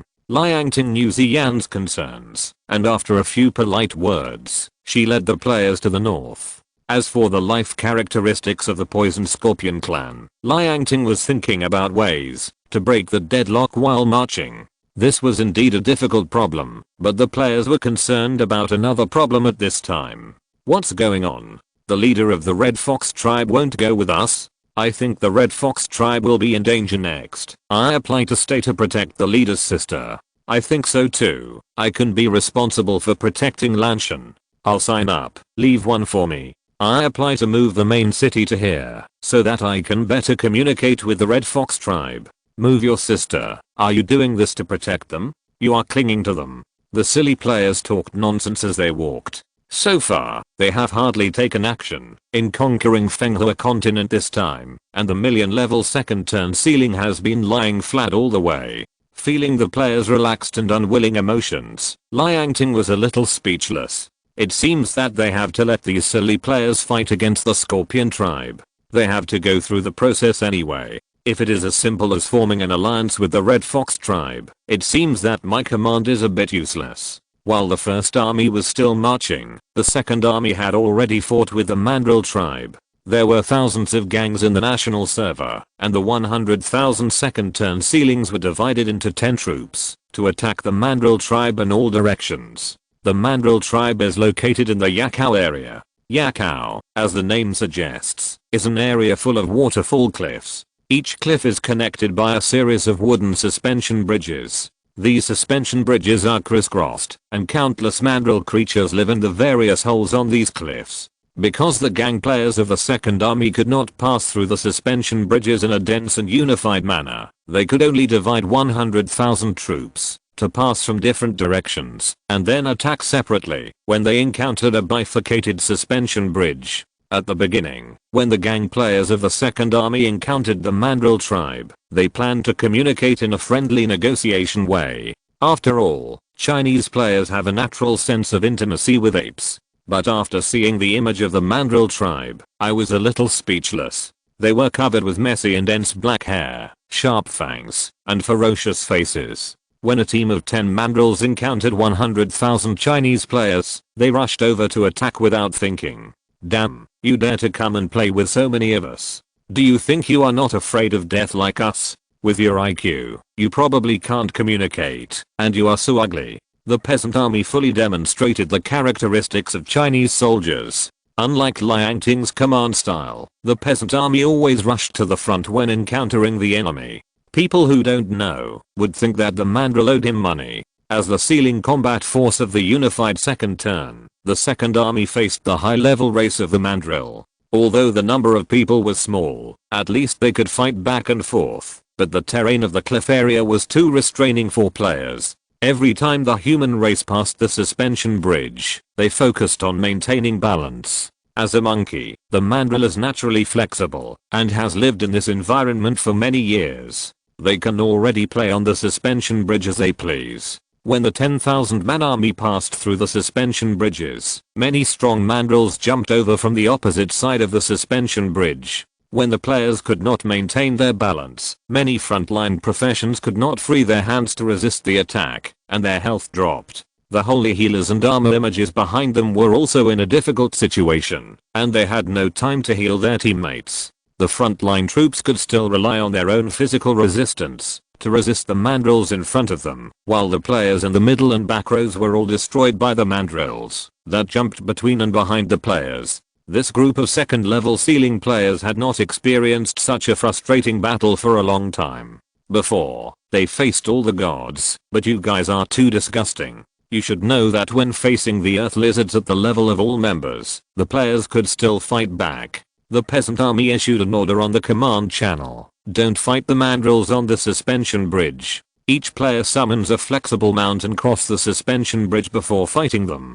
Although the commander was changed, the gang players of the second army were still very disciplined. They summoned flexible mounts such as wolves, antelopes, and tigers. The players riding on the mounts ignored the attacks of the mandrills and took their attacks to cross the first suspension bridge at a very fast speed. The first batch of Achilles who passed through the suspension bridge had a tacit understanding. They all used the pulling skill to forcibly pull the mandrills on the first suspension bridge back, and then attach the hatred skill to force them to attack themselves. The Achilles on the cliff were responsible for pulling, aggro and bearing damage, while the three ranged professions of Omniscience, Void and Infinity used the restriction skills to hold back the mandrills that were rushing on the second suspension bridge in the back. Although this group of gang players had never fought in a map battle with such a bad terrain, relying on their indifference to death and fearless will, the 10 troops that passed through the first suspension bridge barely managed to stand. At this time, the number of players in the second army was 87,000. After the peasant army rushed to the first cliff, they shouted on the command channel, 10 troops, rush across the second suspension bridge immediately. After that, they turned on their full status and rushed out on their mounts. All the mandrills on the first suspension bridge were killed, and the number of people killed was close to 3,000. The mandrills used 3,000 combat forces to eat up the 10,000 troops of the second army. More than 1/10 of the troops were lost, letting the players know that they could not fight a protracted war with the mandrills. They had to rush to the end in one go. They could only fight them on flat ground. The first echelon of players who charged were almost all the leaders and higher level players of the national server gangs. Although the second army was at the same level, they were the best in terms of equipment level. They knew that whether the second army could win this battle depended on whether they could rush over. The mandrills are the only overlords in the cliff area. All creatures in the area cannot fight against the mandrills. This is the first time they encounter a race of creatures that are more fearless than themselves. The mandrills have gradually changed from being ferocious to being hesitant and steady. The players of the second army can't care so much at this time. Their own combat power can die, but one must be replaced before death. I don't believe that you mandrills dare to fight with us for your life. Many players of the second army, knowing that they are going to die, hugged the mandrills in front of them with their bodies and jumped off the cliff from the suspension bridge. This scene is repeated on each suspension bridge. The terrain that was originally favorable to the mandrills has now become the most common way for the mandrills to die. Chapter 161, Water Mandrill. Originally, there was a friendly and advanced race in the area of the cliff mouth, and the mandrills were not originally a race in the area of the cliff mouth. When the mandrills first arrived in the area of the cliff mouth, the friendly and advanced race did not drive them away, but let them live in peace in their own area. The suspension bridges in the area of the cliff mouth were convenient bridges built by the friendly race for the mandrills. However, as time passed, the friendly race gradually discovered that the young creatures of various races in the area were ruthlessly slaughtered and eaten by the mandrills, which made the original dominant race in the area of the cliff mouth drive the mandrills away. This friendly race did not massacre the mandrills in the end. The mandrills' original ferocious habits revealed their sharp fangs after being treated badly, and they launched massacres on the cliffs one by one through the suspension bridges. Heirong is the chief of the Mandrill tribe, a peak existence of the gods. Under his leadership, the Mandrill tribe quickly strangled countless creatures of friendly races, and even the chief of the friendly race was taken away by the ferocious Heirong.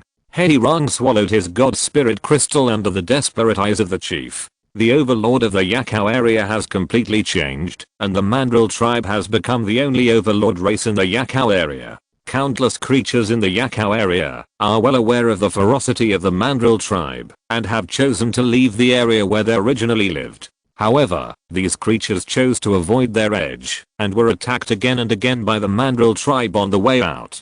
In the end, only a few creatures of various races escaped. The survivors formed a new race and then disappeared in the Yakao area. At this time, Heirong showed a ferocious excitement in the face of the player's charge. The naturally ferocious Mandrill tribe has not had a full meal for a long time, and there are not many creatures surviving in this area. At this time, the second army had lost 28,000 soldiers, and there were 72,000 players left.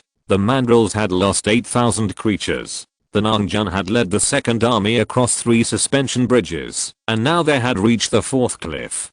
Countless gang players resisted the coming batches of mandrills to buy time for the players behind to approach. The width of the suspension bridge was too narrow, and it would take some time for all the players to pass through the suspension bridge. While commanding the battle, the Nangjun looked at the highest cliff not far away. The height of this cliff was so high that the top could not be seen. The last suspension bridge was covered by clouds from bottom to top.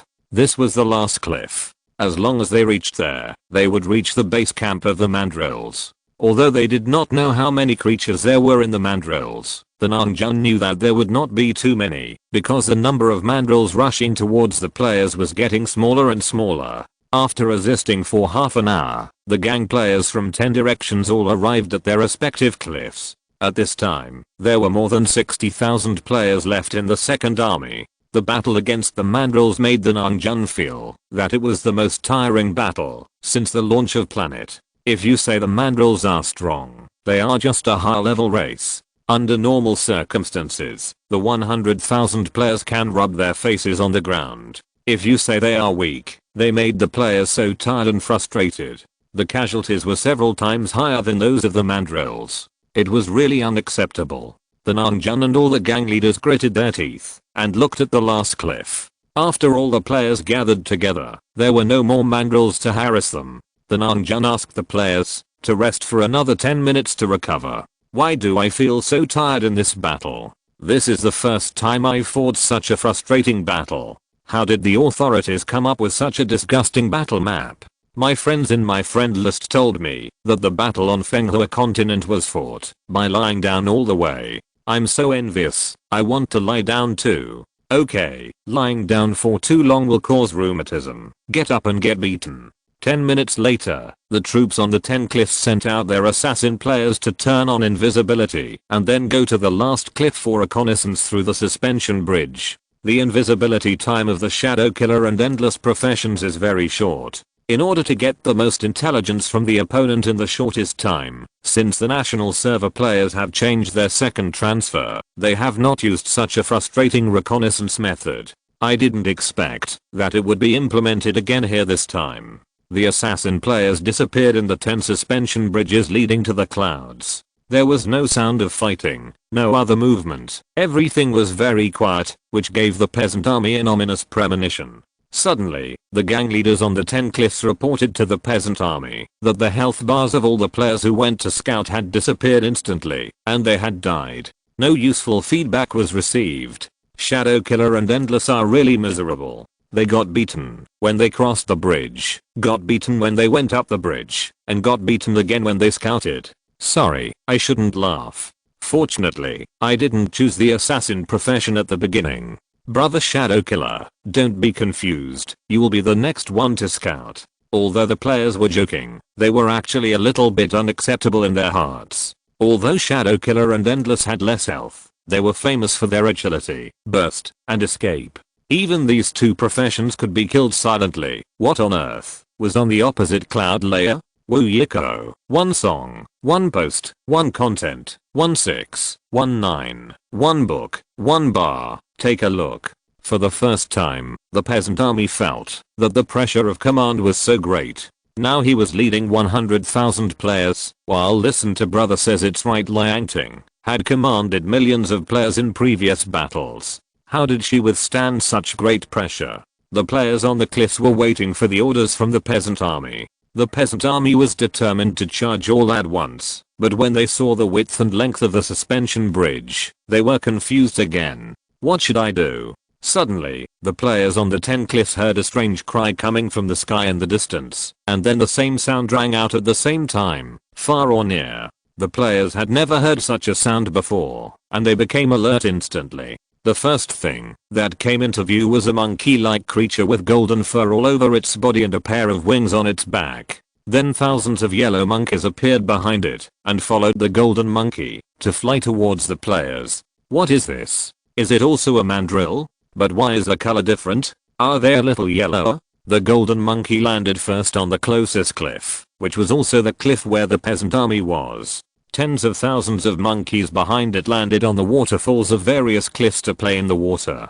The farmers and players immediately used their identification skills on this golden monkey, Huangbian, a water mandrill, a divine creature, living in the cliff mouth area, feeding on flowers and fruits, and having a gentle temperament. It is not a mandrill, so the players let down their guard. But why is there an extra water mandrill here for no reason? What is the relationship between water mandrill and mandrill? Why do these water mandrills have wings on their backs? This is the first time I see a monkey with wings. I wonder what it tastes like. You are poisonous, right? You want to eat it when you see someone with wings? How can you be so cruel? That's right, the most delicious thing for monkeys is obviously brains. Will you eat it? That's right. You can die too. While the players were looking at the water mandrill creatures, Huangbian was also looking at the unknown creatures fighting with the mandrills in front of him. His eyes kept rolling. The first thought in the players' minds when they saw Huangbian's eyes playing basketball was, aren't you afraid of eye paralysis if you move your eyes like this? Chapter 162. Memories of Huangbian. Huangbian is the second son of the chief of the water mandrill tribe. He has lived in the Yakao area since he can remember and is very familiar with every corner of this area. When Huangbian was young, his eldest brother told him that a monkey race similar to us had come to the Yakao area. Huangbian, who lacked playmates of the same age, was very happy and followed his father and eldest brother to greet them. His father led the water mandrill tribe and various other tribes in the Yakao area to welcome this race similar to the water mandrill tribe. In order for this new race to shuttle between the cliffs, the chief of the water mandrill tribe also asked the tribe members to help them build suspension bridges connecting the cliffs. At the beginning, the young Huangbian often went to the tribe's land to play with their young creatures. Every time when he was in their tribe, the friendly Huangbian felt that the adults of their race looked at him strangely. At first, Huangbian didn't take it seriously. Later, after nightfall, Huangbian sneaked out and stood down the cliff and found that there were slight gnawing sounds and weak screams coming from the bushes. Huangbian was curious and went to the bushes to check. He saw an adult mandrill, the new species, cruelly eating a young elk in the bushes. The mandrill ferociously tore the young elk's hands and feet and drank the elk's blood with its huge mouth. The look in the mandrill's eyes was exactly the same as the look they gave him in the mandrill tribe. This race that he was always close to, it turned out that they always wanted to eat him. Huangbian immediately ran back to the water mandrill tribe, found his father and eldest brother, and told them what he saw. When they were surprised, they immediately asked the tribe to summon the chiefs of the creatures of each race. Later, the chiefs learned that, except for the water mandrill tribe, each of their races had more or less missing young creatures. You don't know until you ask, and you'll be shocked when you ask. There are as many as hundreds of missing young creatures from all races. The chief of the mandrill tribe was immediately furious. This race that he personally welcomed, which was similar to the mandrill tribe, actually ruthlessly slaughtered the future of the cliff mouth area. The mandrill tribe led the various races in the cliff mouth area to launch an expedition against the mandrill tribe. The mandrill tribe was unable to resist the siege of various races in the cliff mouth area. When various races strongly demanded to massacre the mandrill tribe, the chief of the mandrill tribe did not kill them in the end, but expelled them from the cliff mouth area. It was originally thought that the matter was over, but that night, the mandrill tribe once again took advantage of the nightfall and climbed the highest cliff of the mandrill tribe, ruthlessly slaughtering the creatures of the mandrill tribe. The confrontation between the two superior races happened so suddenly. Because Huangbian was young, his father arranged for the tribe to protect him, and he took his eldest son to fight the mandrill tribe to the death. However, the attack of the mandrills was not only strong, but also very sudden, which made the usually stable water mandrills unable to react for a while. Countless water mandrills warriors fell off the cliff, and civilians were captured by the mandrills. The chief of the water mandrills fought with the chief of the mandrills, Heirong, while worrying about the safety of his people. He was distracted and eventually had his wings torn apart by the other party, and the spirit crystal of the gods was taken away and swallowed. At this point, the water mandrills were doomed. The eldest brother knew that he was no match for the enemy, so he jumped off the highest cliff with Huangbian and the remaining tribesmen to escape.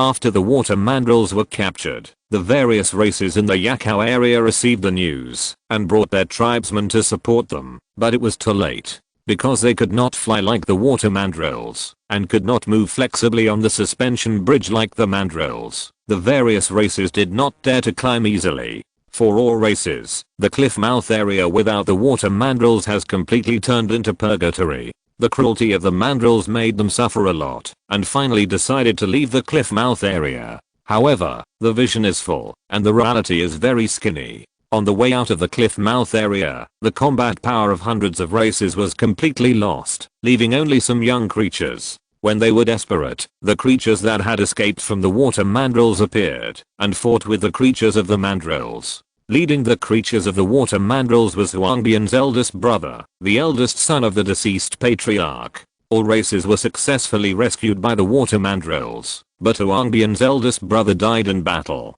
Huangbian, who learned of his eldest brother's death, was in great pain and vowed to slaughter the mandrills to avenge his people and take back the cliff mouth area. The surviving creatures of all races were willing to follow Huangbian because of their awe and gratitude for the water mandrills and their hatred and blood debt for the mandrills. From that time on, Huangbian inherited the mantle of his father and elder brother, leading the last creatures of the water mandrill tribe and constantly looking for opportunities to wipe out the mountain mandrill tribe.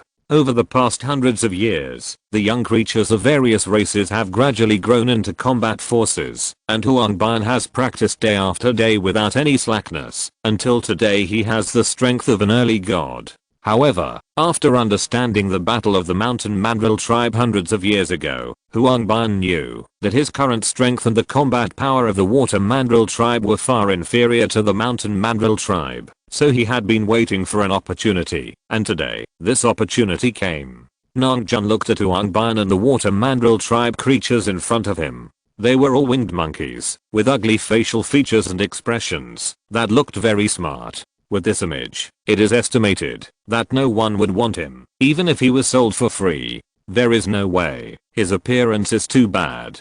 Huangbian stopped rolling his eyes and asked clearly, "Are you the race fighting the mandrills?" Nangjun nodded, and Huangbian said, "What race are you?" The surrounding players responded proudly, "We are descendants of the dragon." Huangbian was immediately shocked, and then turned to awe. "I didn't expect it to be the dragon race." "Players," Nangjun explained, "we are the human race, and I'm the temporary commander of the human race." Huangbian thought to himself, is there a branch of the human race in the dragon race? It seems that he is ignorant. If you want to take action against the mandrills, we can help you. They have tens of thousands of creatures. It is difficult for you to wipe them out alone. Huangbian said as a matter of course. But we have killed those tens of thousands of creatures. The players interrupted him. Huangbian felt funny in his heart. How could you kill tens of thousands of mandrills and on the suspension bridge? I have been promoted to the strength of a god. As long as I use my induction, I will know it instantly. What the hell? Sensing that except for the highest cliff, the surrounding cliffs have lost the breath of mandrills, Huangbian looked at the human race in astonishment. Did you really eliminate tens of thousands of mandrills? Why do I feel that this guy has a low IQ? I feel that if they help us, they will hold us back. This is the first time I have met such an attractive god. You are generalizing. Do you think every god is as arrogant as Master Fukai? Master Fukai is really handsome. He usually acts like a big shot. Once he has no soul value, he can ask us for money with a licking face. He is really a hero. Huangbian was a little annoyed by the indifference of the stupid players to him. After all, the peasant army is the commander. The human players can be stupid, but he must maintain the image of the human race. We have indeed killed tens of thousands of mandrills. Now only the cliff above is left. Huangbian said proudly, the supreme cliff is the former home of the mandrill tribe. Believe me, no creature is more familiar with the environment above than me. Haha, it's amazing. If you're listening to this novel on a channel other than Fanfic World, it means they downloaded and uploaded it without effort. We cordially invite you to visit our channel, Mundo Fanfic Novelos. There you'll find the original version of this story and you can explore many other novels of various genres. We're waiting for you to immerse yourself in a world of incredible novels. Chapter 163, Fukai's First Command. Compared with the flattening of the Fenghua continent and the fierce fighting in the Yakao area, the three armies led by Fujiao and Jihuo in the Yinhuo area are facing an extremely embarrassing situation. Jihuo, a native spirit of the Yinhuo area, is actually lost at this moment. Fukai was a little speechless and shouted at Jihuo, "Are you reliable? You led us for an hour and got 3 wrong directions in a row." Jihuo looked at the endless colorful grassland in front of him and muttered awkwardly, "This is not my previous territory. It's normal that I don't recognize it. Haha. 2 million players, damn it. I want to go back to the city. This guy's too unreliable. I should have applied to join the first army earlier. I thought this team had the largest number of people, and it would be the most fun to have 2 gods leading the team. He is more directionally challenged than my girlfriend, and he is a god. Shit." Jihuo turned around and saw the huge crowd of players behind him questioning him and shouted guiltily, "Everyone, believe me, this direction must be correct." Fukai said maliciously, "I feel like you are insulting my IQ." The player added, "My mother has never insulted my IQ like this. Why do you? I feel like my IQ is being rubbed hard on the ground." Downloaded the anti-fraud center app overnight. Jihuo knew that the game was over. Fukai covered his face and said, "Okay, listen to me. When you go back, take a look at the world map of creatures compiled by the human race. Be honest in the future." After that, he fiddled with the battle system. It was the first time that Fukai used the battle system of the human race. According to the tutorial taught by Liangting, he said on the command system, the human race sent 3 teams to scout in the Silver Fire area, and the rest of the human race rested on the spot. Fukai was completely stunned when he came into contact with the battle system before. The human race actually had such a tool that was against the sky. You know, even his own strength could not use the remote communication skill, but the human race's garbage actually had one in hand. Liangting and the players felt it was amazing at the time. Why can you, a game NPC, use the battle system? Is this a bug in the game? Although Fukai was the first time to serve as a commander, he still had a certain reputation in the minds of the national server players because of his long-term friendship with the players. After all, whether as a god or a friend, Fukai was qualified, although he occasionally borrowed money and didn't pay it back. Yingxia and Wujin both consciously sent out 3,000-man troops to scout the surrounding areas. Fukai once again had a new understanding of the battle system in his mind. It turned out that with this so-called battle system, he was equivalent to becoming the patriarch of the human race. They would unconditionally execute the orders he issued.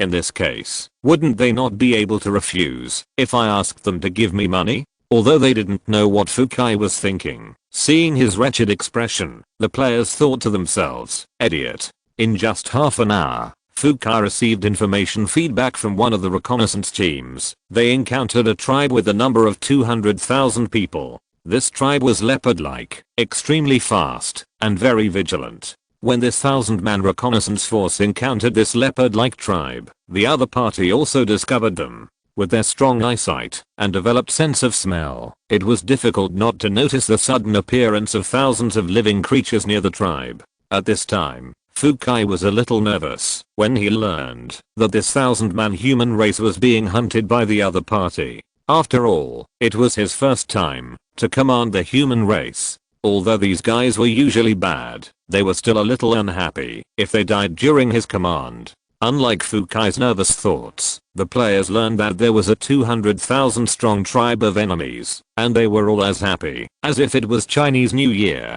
Damn, they have waited for so long and finally waited until today. Before Fukai gave the order, the 2 million players ran towards the coordinates of the hunted troops like crazy. There were 200,000 creatures on the opposite side. If they were slow, there would be nothing left.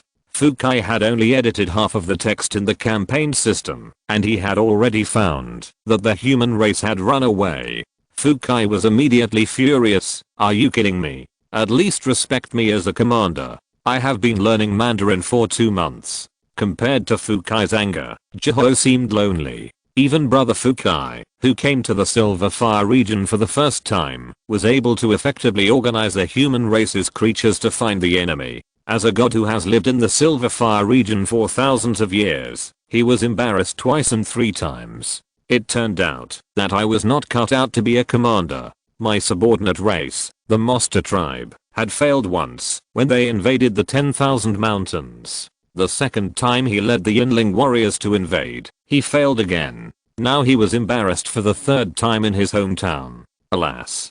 Fukai saw Ghuo's dejection and patted him on the shoulder. Brother, don't be in a daze. The human race has encountered 200,000 leopard enemies, and now the human race is heading to bully them. Let's go quickly too. Ghuo was in a daze and responded dully, Brother Fukai, you guys go. Shit. 200,000 leopard creatures?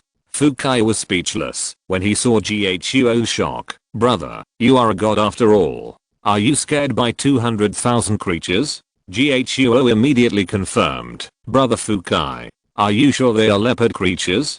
Fukai nodded. Yeah, I haven't had any good food in the human race's main city during this period of time. This time, while I'm going on a long journey, I want to have a good meal. I want to eat 10. No mistakes. 1 poem, 1 post, 1 content, 1 book, 1 forum. Ghuo immediately explained. Brother Fukai, stop them quickly. Don't harm those 200,000 leopards. Fukai squinted. Why? Ghuo quickly replied. They are the subordinate race of my partner. Fukai, my dinner is gone. The 3 armies of players had already joined the reconnaissance troops being hunted and had gradually formed an encirclement around the 200,000 leopard creatures, just waiting to sharpen their knives and attack the cattle and sheep when they suddenly saw the eye-catching order on the command system of the big brother Fukai. Everyone. Don't do it. Those leopards are your brother's mother's family. The 3 armies of players were immediately upset when they saw this information. What the hell? I took off my pants and you showed me this? Fuck, why are there so many things? I should have known not to bring him here. He didn't help at all, but he caused so much trouble. So should we beat them or beat them? When the 200,000 leopard creatures were chasing, they suddenly felt that countless creatures were surrounding their own race. They were extremely vigilant and immediately chose to retreat. However, no one could outsmart the players. As the saying goes, it is easy to invite gods, but difficult to send them away. Based on the principle that a thief never leaves empty-handed, the players could not let this group of leopard creatures evacuate safely. The armies gradually approached from all directions and forcibly surrounded this group of leopard races. Just when the leopards were about to fight to the death, they suddenly found that the enemies in front of them had stopped attacking and stayed where they were. The leopards were very confused. Why did the ugly faces of these enemies suddenly become so angry? They just surrounded us without taking any action? How brave. The leopards were sure that these enemies in front of them were not creatures from the Silver Fire region. They were probably planning to insult us? Haha, you wait and see. You don't know that we still have a commander. When our commander finds out that we are being invaded, he will definitely come to rescue us. Our commander is very scary. When that happens, I will let you all die here. Chapter 164 Eat a Big Melon. Xian is one of the leaders in the Silver Fire region.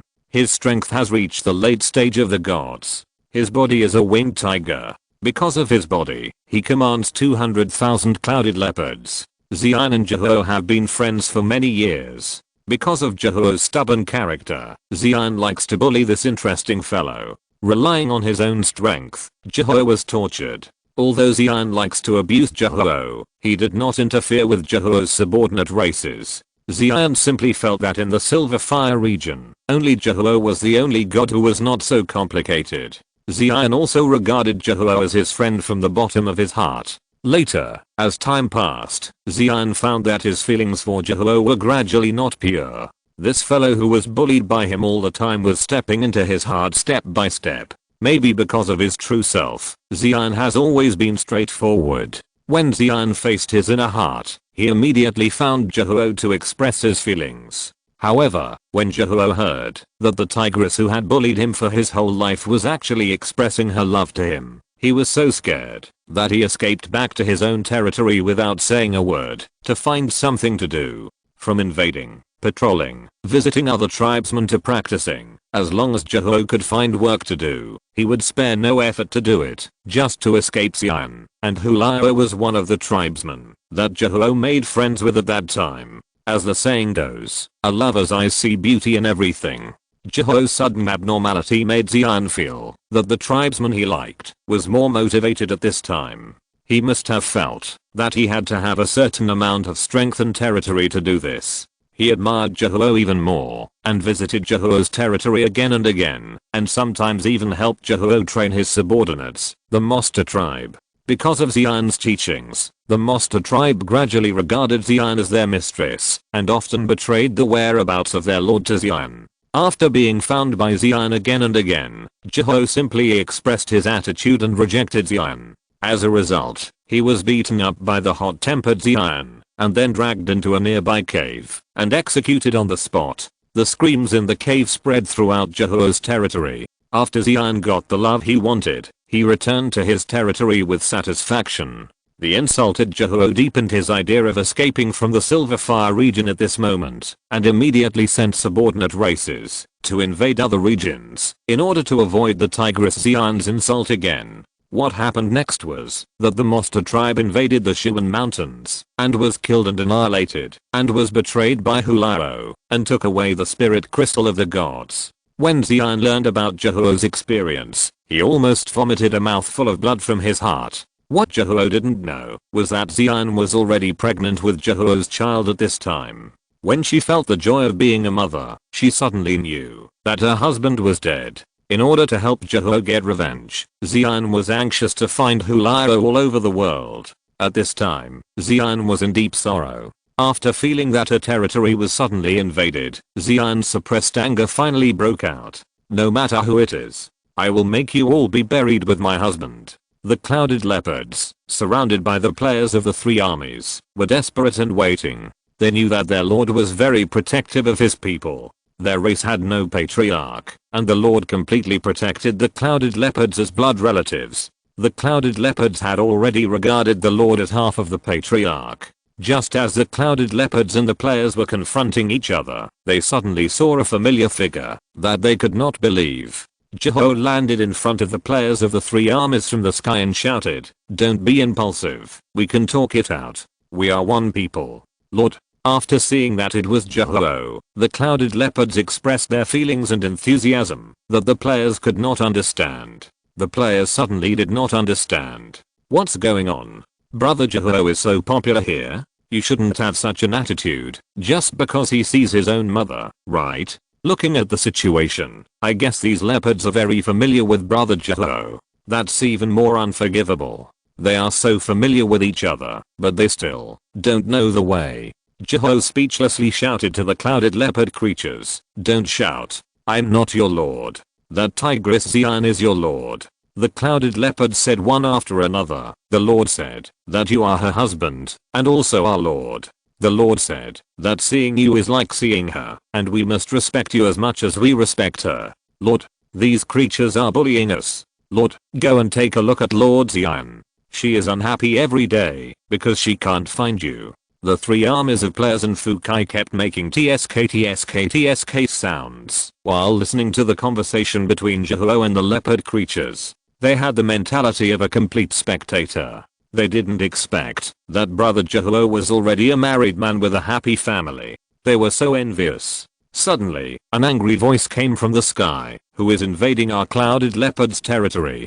Fukai heard the strength of the creature coming from the direction of the voice, but his face was still expressionless. The gods were in the late stage, so there was no need to worry.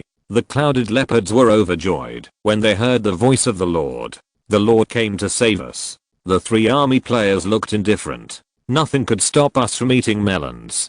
And Jehuo's expression was very interesting. He changed from astonishment to fear, and finally to helplessness, and his body trembled involuntarily. After Xian landed on the ground, he saw Jehuo for the first time, and then he was stunned. His eyes suddenly opened like a floodgate, and tears could not be stopped from flowing down. Almost unconsciously taking a step back, Xian flashed in front of Jehuo and grabbed Jehuo. Just when Fukai thought that this god was going to fight Jehuo and was about to attack Xian, he was stunned when he heard the words of this god.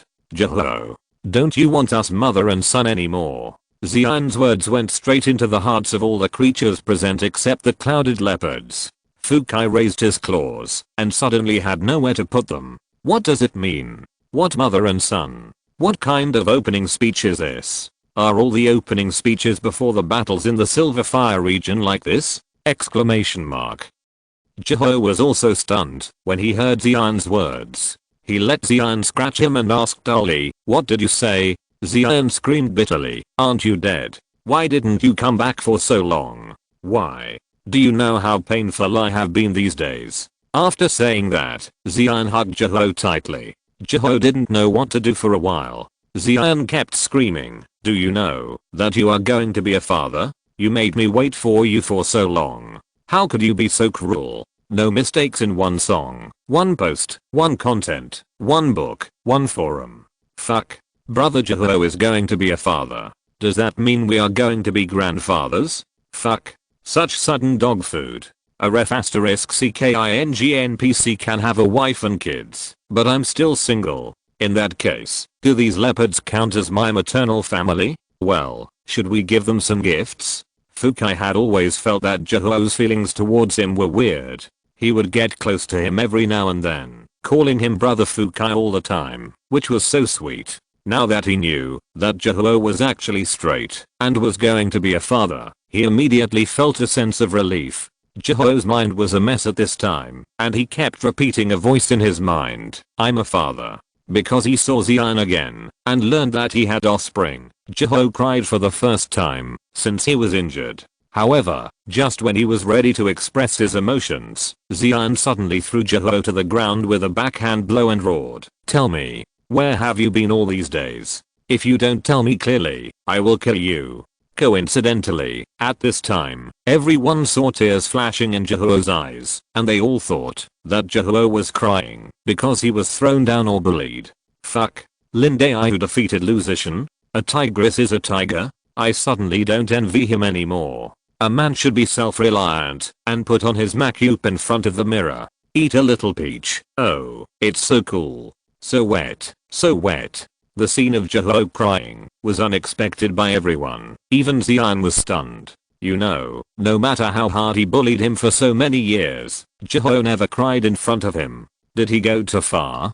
Fukai, as the good brother of the recorder, hurried forward to smooth things over. Well, sister-in-law, don't be impulsive. Impulse is the devil. Let's talk it over. Chapter 165. Xian was also a little bit at a loss. After hearing Fukai's persuasion, he realized that there was such a large group of creatures nearby. Feeling that Fukai was obviously stronger than himself, he asked vigilantly, "Who are you? Why are you in my territory?" Jiho stood up at this time and said stiffly, "This is my brother Fukai. He saved my life." Xian reacted at this time, "Didn't your spirit crystal be taken away by Hulao?" Jiho, "Yes, it was brother Fukai who took the spirit crystal of another god back to me so that I could save my life." Xian completely let down his guard against Fukai. "Brother Fukai, thank you for saving me, Jiho. You are his elder brother, so you are also my elder brother." "Thank you, sister." Fukai waved his hands hurriedly. "You're welcome, you're welcome." Xian looked at the crowd of players around him and asked again, "What's the matter with this group of creatures?" The surrounding clouded leopard creatures immediately answered in a mess. "It was this group of creatures that invaded our territory. They wanted to kill us before. Lord, if you hadn't come so quickly, we would have been exterminated." Fukai hurriedly explained, "It's a misunderstanding, sister. They are human beings. They all came here with me and my brother Jiho." Xian didn't know who to believe for a moment and asked Jiho, "Really?" Jiho nodded woodenly. Since he learned that he was going to be a father, Jiho's brain was obviously a little slow, and he didn't think about anything he said. Jiho said, "I was injured during this period, and I was recuperating in the main city of the human race." Xian then let down her guard against the human race. Looking at such a large race, she said to Jiho, "I have never heard of the human race. I don't know how strong it is. If the strength is okay, Jiho, you can accept them as a subordinate race." Players and Fukai. Jiho said awkwardly, "I guess not, Xian. Why? Are they very weak?" Jiho said embarrassedly, "The monster tribe was destroyed by the human race. Before, Hulao and I invaded the Xuandashan Mountains and were also defeated by the human race. Xian, your relationship is quite complicated. No matter what, at least you're alive, so that the child won't be born without a father.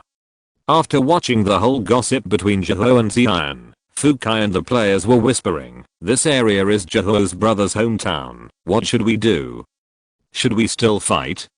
We can't fight, she's pregnant, it's immoral to bully a pregnant woman. So our whole day was in vain? If I had known these two were so unreliable, I wouldn't have followed them. At least there would be some gains if I followed the first and second armies. They are two god bosses, not reliable at all. Fukai obviously heard the human race slandering him, and he was so angry that he yelled behind him, you fucking dare to say it in front of me. Don't talk about me behind my back.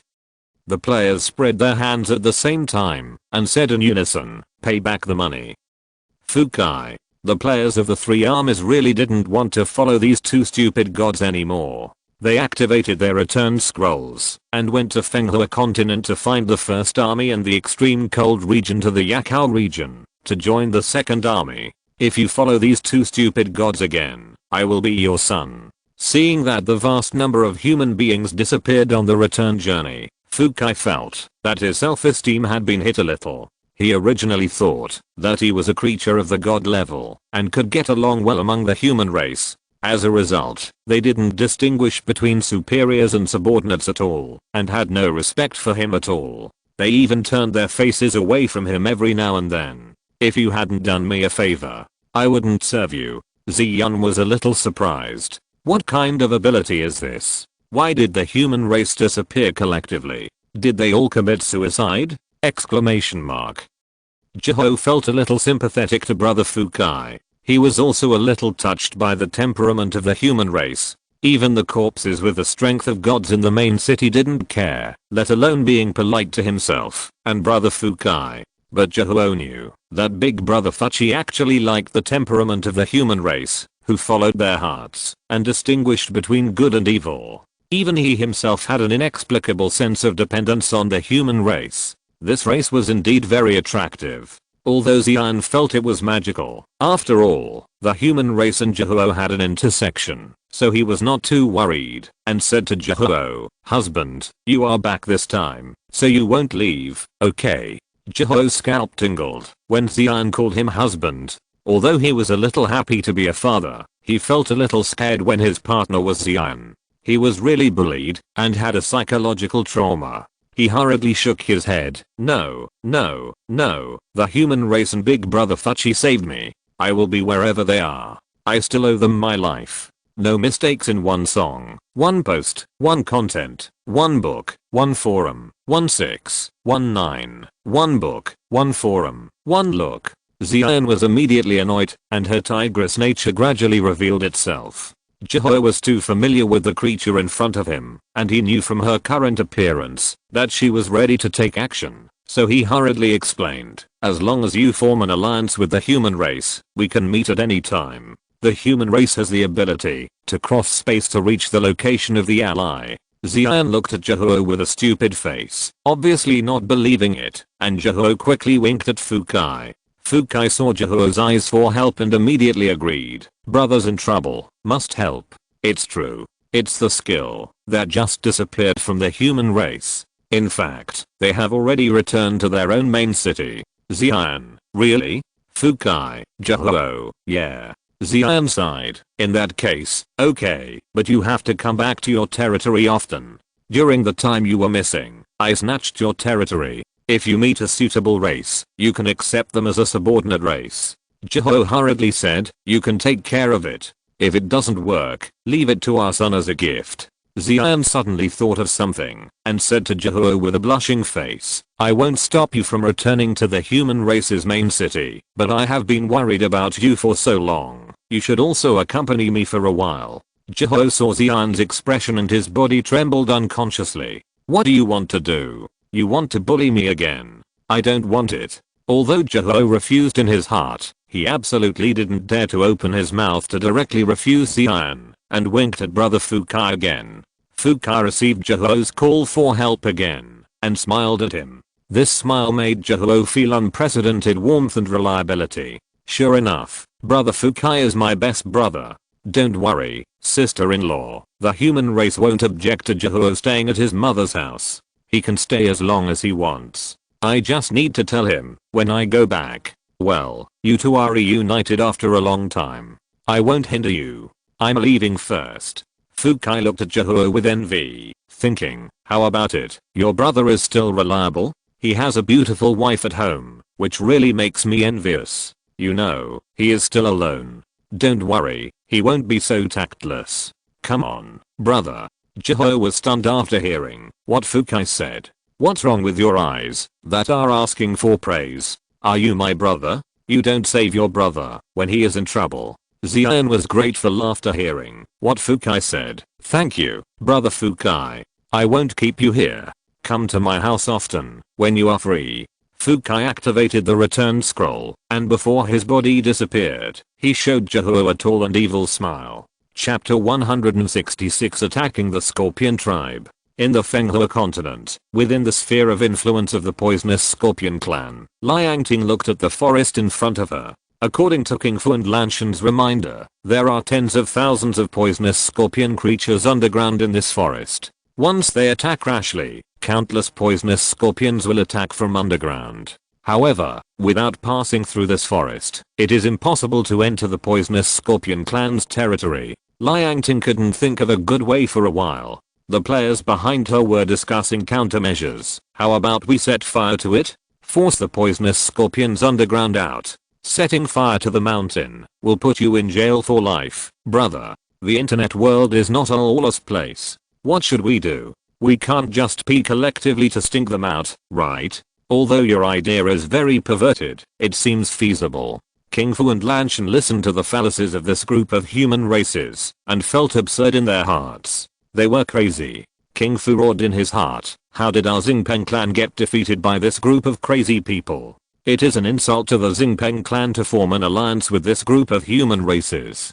Lanshan smiled bitterly. What on earth was Sister Xian thinking? She knew that this group of humans were unreliable as soon as she heard it. But she felt balanced when she thought that at least the Xingpeng tribe was the same as herself. Liangting felt the passion of the players behind her. This group of sand sculpture hormones was about to explode. If they were not given a fight, they would probably riot. All players summon their mounts and order them all to dig the ground. I don't believe that millions of digging beasts can't produce tens of thousands of poisonous scorpions. The players of the national server suddenly discovered a new world. This method is very smart. Randomly summon mounts such as wolves, tigers, etc. and order them to dig the ground. The players followed them to prevent being attacked by poisonous scorpions that suddenly appeared. Although this method is stupid, the players have the advantage of being numerous. Millions of mounts stepped into the forest. The mounts dug the ground in various ways.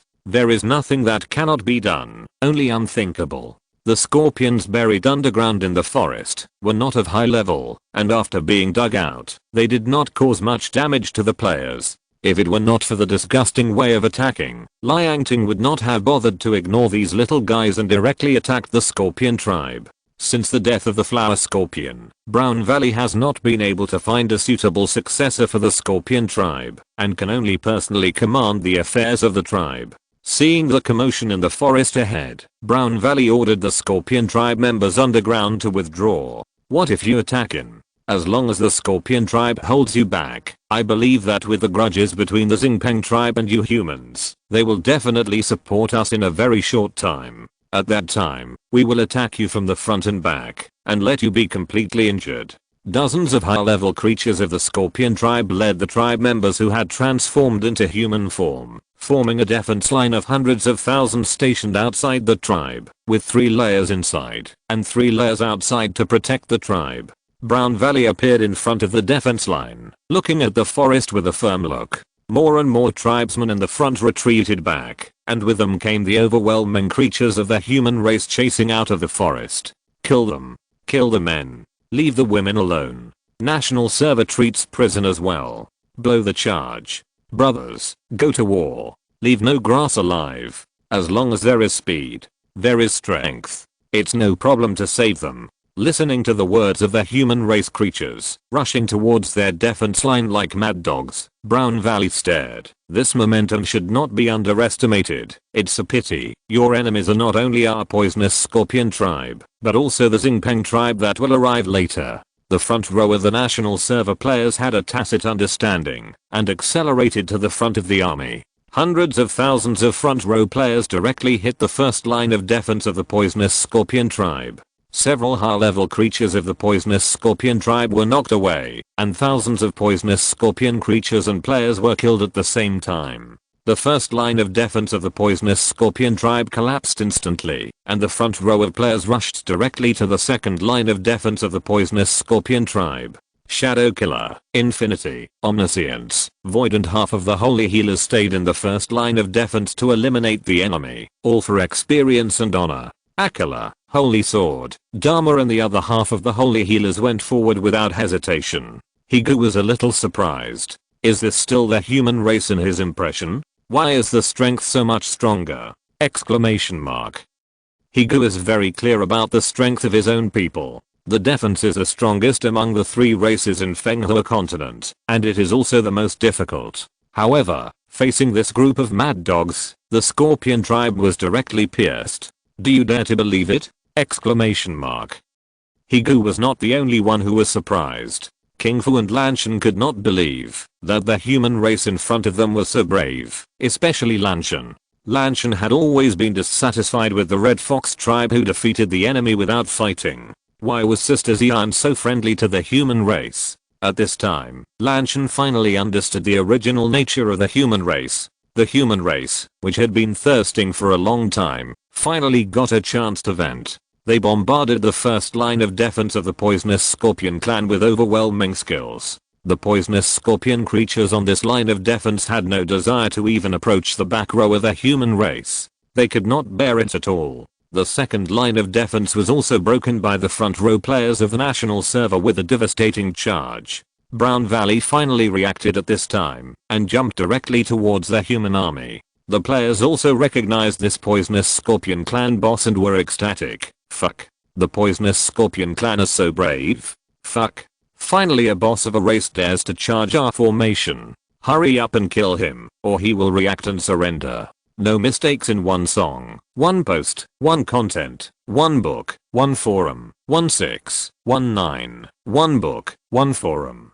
That makes sense. We are good at commanding anything, but we like to leave others a way out. Hurry up, leave him no way to go. Liang Ting stood between King Fu and Lanshan. Seeing the two of them showing strangeness, she smiled and said, "Don't worry, the human race will not invade its allies." Lanshan and King Fu looked at each other, and Liang Ting continued, "I will help you eliminate the threat of the Scorpion tribe. I also hope that the Xingpeng and Red Fox tribes can live in peace. If there are any conflicts that cannot be resolved, you can ask the human race." Liang Ting already had the posture and momentum of a superior. Although her strength was weaker than King Fu and Lanshan, the two dared not do anything beyond the limit.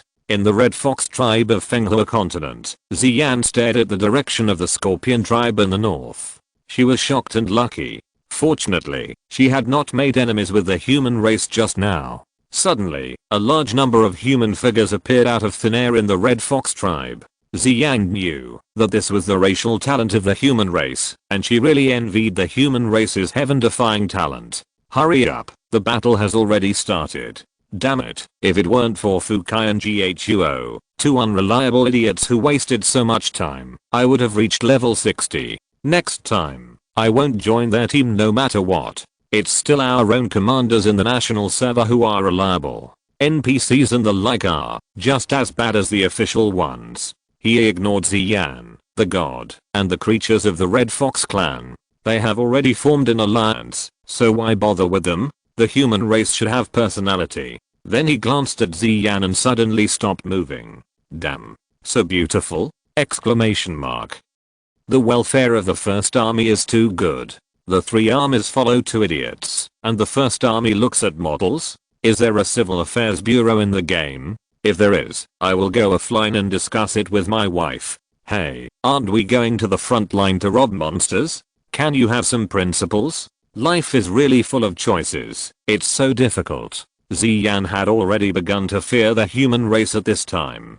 The millions of human creatures before were not enough, and now there are so many of them coming in densely. Are the human race so powerful? Wasn't he pressed to the ground and robbed by the Xingpeng tribe before? Exclamation mark. Chapter 167 Command was hung. The players of the First Army in the Fenghua continent received a report from an insider that a large number of enemies from the three armies had arrived at the Red Fox tribe's territory and were preparing to rush over to snatch the fat meat from their mouths. This news made the players of the original First Army furious. Are you kidding me? You are the one who gave up and came to harass us. We are about to pass the level and now you come to grab food. Fuck. You want to eat ready-made food. Why are these people so vicious? Can they have some manners? The players of the First Army were immediately frightened by the news, and they drove their mounts to charge mindlessly. A large group of mounts were thinking in their hearts what kind of cattle and horses they were carrying. Am I not rushing fast enough? Exclamation mark.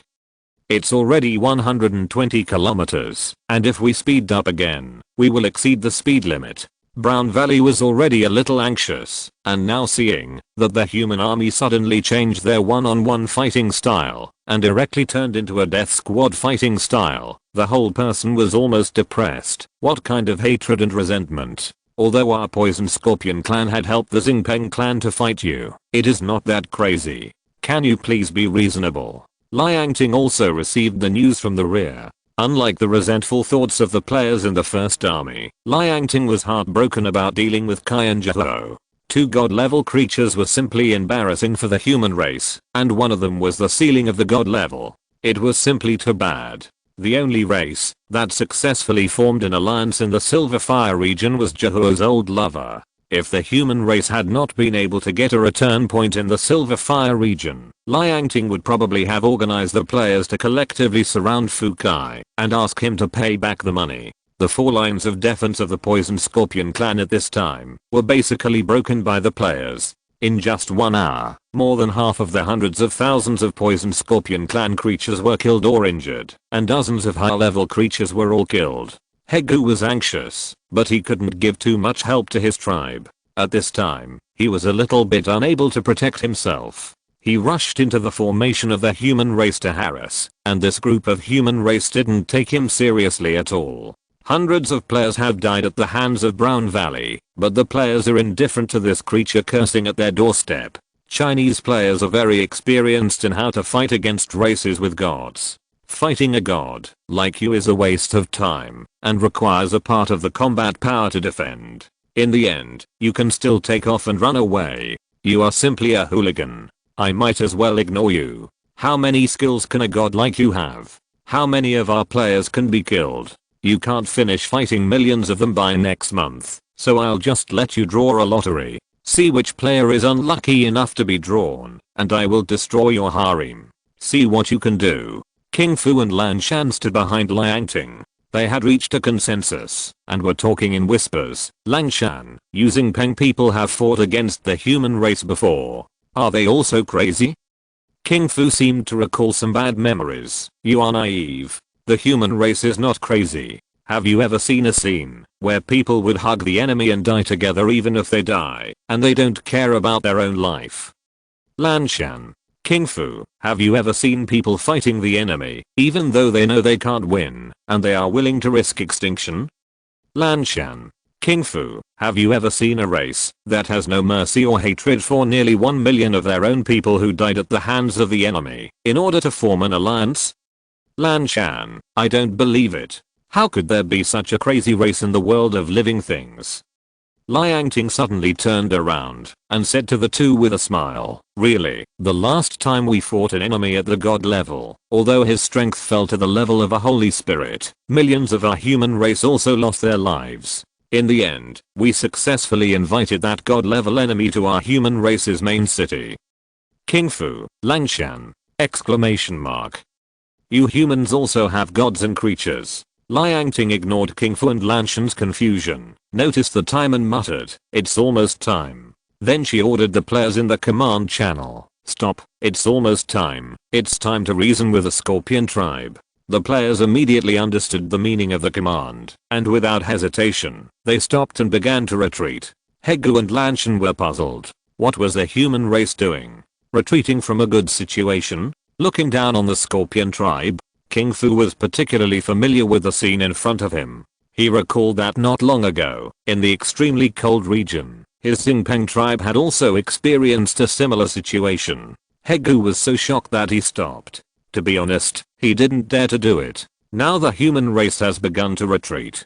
If he suddenly took action, he was afraid that he would anger these psychopaths and his race would suffer again. Liangting rode on Yunhu and slowly approached the Brown Valley, looking at the old man covered in blood and wearing a black robe. When the players first came to Fenghua continent to rescue Fukai, she had not yet taken a serious look at this divine boss. Brown Valley looked at the smiling human in front of him, exhaled a breath, and asked hatefully, "Human, are you going to insult our Scorpion clan?" Liangting shook her head and began to lie. "Humans will not insult their opponents." "Then you suddenly stop now. Are you going to end this war?" Liangting shook her head again. "The human race came here to destroy the Scorpion clan. After all, we had a grudge before, and you Scorpion clan once took advantage of our human race." Brown Valley knew the grudge between his race and the human race. Liangting pretended to be dignified and said, "But the grudge between the human race and the Scorpion clan is not to the point of death. Now our grudges have been settled, and the human race and the Scorpion clan have no grudges anymore. What do you think, Chief?" Brown Valley found it a little difficult to understand the words of the human in front of him. So many lives died on both sides, especially the Scorpion clan. More than half of them were killed or injured, and then you told me that the grudge has been settled? You are so magnanimous. Is this how your family taught you? Exclamation mark. Brown Valley could not accept this statement, and a trace of hatred flashed in his eyes. He said to Liangting, "As long as one of the Scorpion tribe's creatures survives, they will not forget this hatred, and the Scorpion tribe's creatures will not die in vain." Liangting was a little uncomfortable. Since she became the commander of the national service, she rarely received such feedback on establishing diplomatic relations with foreign countries. She put away her smile and stared at Brown Valley. "So the tribe leader rejected the good intentions of the human race?" Brown Valley suddenly laughed. "Human race, you are so naive. I have to say that you are really bold. An ant dares to face me alone." After listening to this, Liangting already knew the other party's plan. The next second Brown Valley suddenly took action. The huge scorpion pincers behind him directly pierced Liangting's chest. The second level holy healing profession was not enough to resist the full force of the god level creature. Liangting turned into a light spot and disappeared. No mistake. One song, one post, one content, 1 in 1 6, one book, one bar. Brown Valley's move made all the players on the field confused. Fuck, our commander is dead. Were we beheaded by the enemy? Awesome. This is the first time I've seen such a loyal race. Goddamn loyal. Don't use idioms if you don't know how to use them. This is clearly a beginning and an end. You all have elementary school education, right?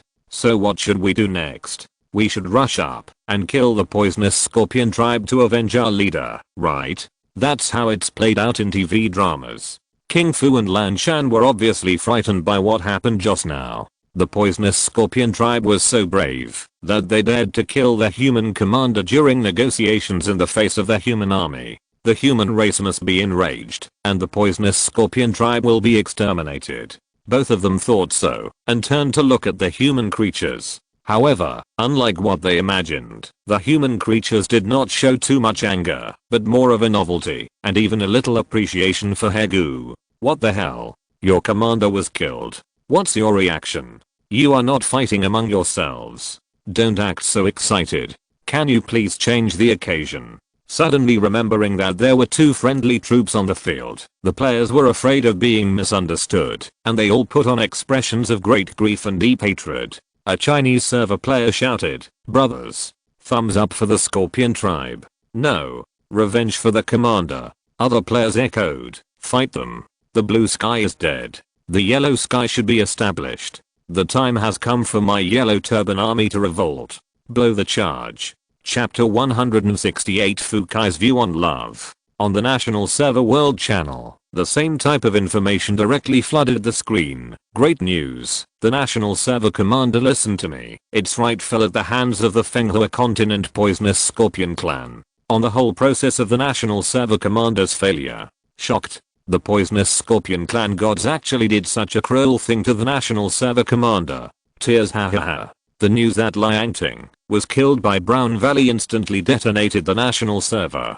Liang Ting's diplomatic policy of persuading people with reason and moving people with emotion has failed against the poisonous scorpion clan today, making the doves who originally supported peaceful development furious. The hawkish players who were looking forward to fighting against their dissatisfaction suddenly had an excuse to trigger public opinion, and they all taught the national server players that falling behind would be beaten. The cultural output of power comes from the barrel of a gun. In the Fenghua continent, although the players of the First Army did not have much hatred, it would be unreasonable if they did not react in front of their two allies when their commander was killed. All the players of the First Army showed angry expressions on their faces and rushed towards the Scorpion tribe's territory mercilessly. The remaining less than 200,000 Scorpion tribe creatures were completely unable to resist the angry human race.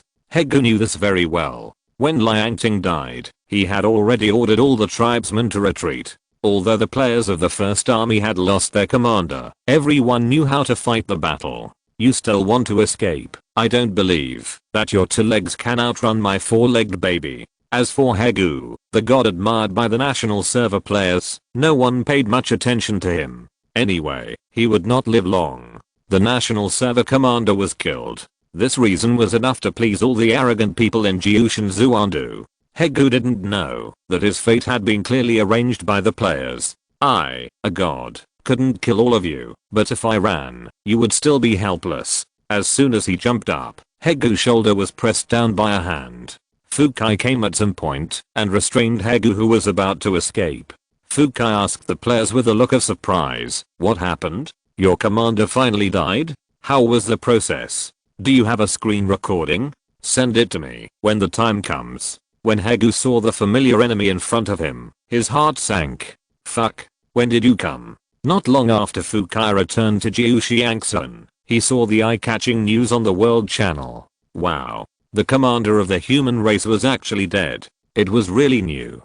Curious, he immediately teleported to the Fenghua continent and ran to the battle position under the astonished and fearful gaze of Xian. Eat melon, eat melon, eat melon, eat melon. After getting close, he immediately found Hegu, who was about to escape. He was a creature in the middle stage of the god. I guess only he was so brave to do something he didn't dare to do for so long. What a hero. And he helped the Xingpeng tribe to encircle and suppress me before. I can't let you run away for both public and private reasons. King Fu and Lanshan trembled unconsciously when they saw Fukai appear, especially King Fu. The Xingpeng tribe and Fukai have a grudge. Will he kill me directly when he finds out? Is it too late for me to run now? Fukai smiled evilly at Hegu. Old man, you are so brave. Hegu knew he couldn't run away. The guy in front of him was at the peak of the divine spirit. He was always arrogant, but he was fearless before his death. He mocked Fukai. I didn't expect that you, a creature who has half a step into the Holy Spirit, would be a dog for the human race. Fukai was not annoyed. After being with the human race for so long, he developed a thick enough face and mentality. He smiled evilly. When all the creatures of the poisonous scorpion tribe die in front of you, I hope you will be so stubborn. Hegu's face was dark, and he gritted his teeth and said, as long as you save the poisonous scorpion tribe, I swear to make them submit to you, including me. Fukai, your proposal is very attractive. What a pity. Hegu interrupted. Why did you refuse? This will only benefit you, and not harm you. Fukai looked up at the sky, full of scholarly aura. People who I hate at first sight will never become friends in the future. Hegu was stunned by this sentence, but the players were speechless by Fukai's literary aura. What did this guy watch in the live broadcast room? How did he become like this? He learned all these fancy things just by borrowing soul points from us. He's crazy. He doesn't even have an elementary school diploma, but he's just learning from others who watch Chicken Soup. That's wrong. Those who watch Chicken Soup are usually these people. Who of you go and stop him? I can't stand it anymore. It's too embarrassing. Fukai blushed when he heard the discussion of the human race, and he stopped being a literary youth. He suddenly grabbed Hegu's shoulder, and before Hegu could react, he saw the second claw attacking his forehead. No. Hegu lost his life as soon as he finished speaking. Fukai took out the spirit crystal from Hegu's body and muttered, "This is a gift for my nephew's birth." Fukai did not make any more moves. Just as the players said, the speed of the mount was much faster than that of the Scorpion tribe. Under the players' overwhelming pursuit, the battle of the Scorpion tribe ended here. Shortly after Hegu's death, Pengzin and Ziyan arrived at the battlefield at the same time. Seeing Hegu's body and the slaughtered scorpion creatures, they felt unreal. The three tribes have been fighting for years, and the Scorpion tribe is recognized as the strongest. At this time, it was so easily wiped out by the human race. How long has it been? Fukai turned his head and looked at the two gods. One of them still had a grudge against him. How bold. You dare to show up, even though you know I'm here. In this case, using Peng tribe should change the leader. Pengzin was furious. He dared to come because he had already formed an alliance with the human race. Who knew that he would find this guy here? Ziyan hurried forward to dissuade him. He had to persuade him. Now there are only two tribes left in the Weathering Continent, Xingpeng and Red Fox. The three tribes fought because of territory before. Now one tribe is missing, and the contradiction of territorial expansion has naturally disappeared. The Red Fox also urgently needs to join forces with Xingpeng. Otherwise, if only one race occupies the Weathering Continent, races from other regions will inevitably invade. My lord, show mercy. Ziyan shouted. A perfect poem, a post, a content, a 629 book, a forum. Fukai, who hadn't noticed Ziyan before, now saw her straight in the eye. Fuck. Goddess. Players. Pengzin. Ziyan. No, where is your momentum just now? The players were immediately upset. Why do you, an NPC, compete with us players for people? Why do you? Fukai flashed in front of Ziyan. Pengzin immediately planned to defend himself. Fukai directly scolded, "Get out. I won't kill in front of the goddess today. Don't let me see you." Everyone looked at the dead Hegu. "Is this what you said about not killing? Are you schizophrenic?" Fukai smiled evilly at the astonished Ziyan. "Goddess, are you interested in visiting the human race? I'll take you shopping." Ziyan was a little at a loss. If I'm not mistaken, this person should be a peak god, right? Thank you for your invitation, sir, but there are still many things to deal with in the Red Fox clan, and Ziyan can't get away to accept your invitation. Fukai laughed shamelessly. "It's okay, I can stay and help you. If someone bullies me, you can tell me, and I'll help you kill him. You can't even start killing. Eat shit." Ziyan didn't know how to respond for a moment. How could this god be so thick-skinned? Can't he see that I'm rejecting him? At this moment, Fukai's mind flashed through countless human live broadcasts he had watched in the past, and many golden sentences that taught the concept of love frequently rang in his ears. Beautiful women are afraid of clinging men. There are only three ways to chase a girl: thick-skinned, and thick-skinned. Touching her is equivalent to chasing her. To conquer a woman's heart, you must first conquer her stomach. I'm really a little love expert. Chapter 169 Black Velvet. Part of the players of the three armies went to the weathered continent, and the other part went to the cliff mouth area. The most difficult battle for the players of the three armies should be the battle in the cliff mouth area. The peasant army was at a loss for how to attack the highest cliff. Huang Bian said, "We have thousands of water goblins here. If you humans are not afraid of sacrifice, we can carry you up in batches." Sacrifice? Are you underestimating our players? The peasant army told the truth. If you are not afraid of being exhausted, we can let you carry us until you doubt your monkey life. Huang Bian was speechless. "I'm thinking about you. Why are you angry with me? We are teammates now, okay?" Exclamation mark. Calling the tribesmen to act, thousands of frontline players were caught by the water goblins one by one. The monkeys flapped their wings and slowly rose to the highest cliff. "You can actually play like this. I can fly in my first battle. How could you have expected that a group of monkeys could fly? I'm afraid they'll shit on my head halfway through their flight. Then you can poke him in the ass, idiot. It feels great to have your fate controlled by someone else." The veins of the water mandrills were already popping out. If I didn't have to rely on you to help us wipe out the mountain mandrills, I would definitely throw you off the cliff. Let you feel the feeling of landing at a 360-degree angle without splashing. Huang Bian grabbed Nongjin and flew up. The strength of the early stage of the spirit was stronger than the flying ability of other creatures of the water mandrills. In an instant, he passed through the clouds. Nongjin rose to the sky above the highest cliff and immediately saw a huge ape sitting on the edge of the cliff with a pitch black body, bright red patterns on his face. Herirong, mandrill, peak spirit, half-step holy spirit, descendant of the 4 divine monkeys. Nongjin was puzzled. What the hell are the 4 divine monkeys? Share the information in the battle channel, and then ask Huang Bian who grabbed him about the situation.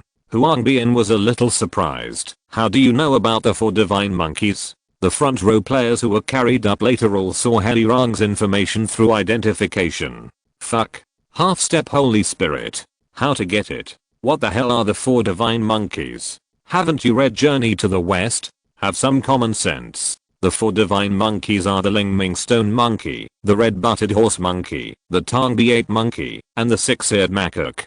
Huang Bian was surprised to hear that the human race around him knew so much about the 4 divine monkeys. How do you know about our ancestors? The peasant army was surprised. It really was these 4 divine monkeys. Huang Bian immediately identified and planned to see if there was any information about the 4 divine monkeys, but found that apart from knowing his strength, race, and the basic situation of the water mandrill clan, there was no nutritious information. Return your ancestors. Bragging. What does the 4 divine monkeys have to do with you? The farmer army demolished it without giving him face. Come on, you. The mandrills are somewhat related to the 4 divine monkeys, but you, the water mandrills, have nothing to do with them. Huang Bian felt insulted when he heard what the farmer army said, and angrily retorted, the mandrills are descendants of the red-butted horse monkeys. We water mandrills are descendants of the 6-eared macaques. You know nothing about us water mandrills. If you speak rudely to our race again, you will be an enemy of our water mandrills. The farmer army saw Huang Bian so excited and felt that he didn't think he was faking it. So why didn't his information contain any information about the 4 divine monkeys? Did the official dog identification find a bug? Impossible. While the players were learning about the 4 divine monkeys, Herirong was also looking at the ants above his head. The remnants of the water mandrills dare to touch the mountain mandrills. Huang Bian felt the pressure of the breath coming from Heritong, and his body kept shaking, while the thousands of water mandrills around him were even more shaky. The peasant army knew that this group of water mandrills could not resist the pressure of the half-step holy spirit, and shouted to the water mandrills, throw our human race over. You leave and pick up the rest of our tribesmen. After hearing what the peasant army said, the water mandrills immediately threw the human race they were carrying onto the highest cliff, and then immediately descended and disappeared under the clouds. Huang Bian threw the peasant army in the direction of Herirong. This behavior made the peasant army look full of, what does that mean? All your tribesmen were thrown on the cliff, and you are the only one who is special? Do you think I'm not dying fast enough? The person on the opposite side is a half-step holy spirit. Are you too confident in me, or do you have a grudge against me? Question mark. Huang Bian did this on impulse. Who made the human being he carried insult the ancestors of the water goblins? If they didn't have a common enemy, Huang Bian would have thrown the human race off the cliff. The peasant army was so angry at Huang Bian's operation that the commander of the second army in the national server became the first player to fight against a half-step holy spirit. Herirong looked at the creature flying towards him and slowly raised his hand. The gravel on the ground around him shook slightly and instantly attacked the peasant army. The peasant army did not dare to be careless and directly turned on the full state. HP, physical resistance, magic resistance, defense bonus, damage reduction and other skills were superimposed all at once. The opponent was a big boss. If he was not careful, he would follow the footsteps of listen to my brother and you're right. Stones kept hitting the peasant army one by one, and the HP dropped bit by bit. The other frontline players who had descended to the flat ground attacked Herirong at the same time. Although Herirong had one foot in the Holy Spirit level, the other foot was still at the God level. The players' attacks on him were not as severe as before, which was a drop in HP. The siege of the frontline players allowed the peasant army to land safely. They warned in the battle channel, "Hold on. Wait for the next wave of holy healing and armor phase professions to arrive. We can't fight on without milk." No mistake. One song, one post, one content, 1619, one book, one bar. As soon as the voice fell, the second batch of players carried by the water monkeys arrived, and thousands of players fell from the sky. With the blood, added by holy healing, and the state blessing of Dharma phase, the frontline players instantly became brave. "As long as you can't kill us in one shot, then we will slowly grind you to death." However, the players underestimated Herirang. He was already a half-step holy spirit. His IQ was different from that of the group of creatures with rolling eyes in the water mandrill tribe. He, who had always been decisive in killing, did not use a brutal fighting method against the players. He simply grabbed the disgusting human race around him and threw him off the cliff. Killing the enemy in the most direct way as a veteran who has been on the battlefield for a long time. What kind of fighting method and tactics? All of you go down. Hold them off again. Wait for the next batch of ranged professionals to arrive and let them attack. Nangjun issued an order again. As soon as he finished speaking, the third batch of ranged professional players were carried up by the mandrill tribe again. Herirang's ferocious eyes swept into the air, and countless gravel around him suddenly attacked them. The mandrill tribe spirit monkeys were not flexible enough, because they were carrying the human race. Seeing the gravel coming to attack, the mandrill tribe creatures subconsciously let go of the human race they were carrying, and then dodged the attacking gravel. This group of ruthlessly abandoned ranged professional players looked at the group of alpaca spirit monkeys with resentment, and they must eat monkey brains when they are resurrected. Damn, this is the first time I died so aggrieved. Nangjun and the first two groups of players were speechless when they saw this scene on the cliff. What kind of teammates are these? I suddenly want to form an alliance with the mandrill tribe to kill you mandrill creatures. If it were me, facing this group of sand sculpture races, I would also beat them. Even Huang Bian, who had been watching the battle from high in the sky, felt a little embarrassed at this moment. His people were so embarrassed that he immediately ordered them to go down and carry the next batch of humans up. They had to carry them higher to avoid being hit by the rubble again. Knowing that they had made a mistake, the water goblins disappeared under the clouds with unprecedented enthusiasm. The peasant army had to give orders again, hold them again, wait for the next batch of ranged professions to arrive, and let them output. The players on the cliff murmured, "Why does this sentence sound so familiar? I seem to have heard it somewhere before. Are these water goblins a little mentally handicapped? Don't say such things here. Their chief is still here. If you are not satisfied, wait until the battle is over before you settle with them." That makes sense, brother, you are right. I don't know what the group of players who were left behind just now feel. They are so pitiful. If you're listening to this novel on a channel other than Fanfic World, it means they downloaded and uploaded it without effort. We cordially invite you to visit our channel, Mundo Fanfic Novelos. There you'll find the original version of this story and you can explore many other novels of various genres. We're waiting for you to immerse yourself in a world of incredible novels. Chapter 170, The Battle at Yakao failed. Next, the monkeys of the water mandrill tribe learned to be smart and flew up from a distance. The front row players on the cliff stepped forward to cover the back row players who were about to land, so that they could land safely. Black Velvet's attack power was very high. Every heavy hammer hit made the holy healer feel great pressure. His own treatment could not keep up at all. If this continued, the front row would not be able to bear it. The terrain of the highest cliff was too fucked for the players. If it was the usual terrain, the players could use human lives to fill the playing style. Anyway, the players' lives were not worth much. But the players here really had no way. The water mandrill tribe could only transport thousands of players up each time. The rest of the players were desperately rushing to the highest cliff through the suspension bridge, but the speed of the players coming up could not keep up with the speed of Black Velvet throwing the players off the cliff in batches. At this time, the ranged professions had the least pressure on the highest cliff. They did not need to get close to the players, nor did they need to add blood. Anyway, they could just mindlessly blast their skills over. I don't care about you so much. I suddenly regretted choosing a melee profession. What can you say? A Dharma image. If you can't handle it, you can still heal a single player or add status to a group from behind. Have you ever considered the pressure of my holy healing? You are all rubbish. I changed my profession to Akala. In every battle, we are the ones who carry the front, take the hardest beatings, and die the fastest. Haha, stop arguing.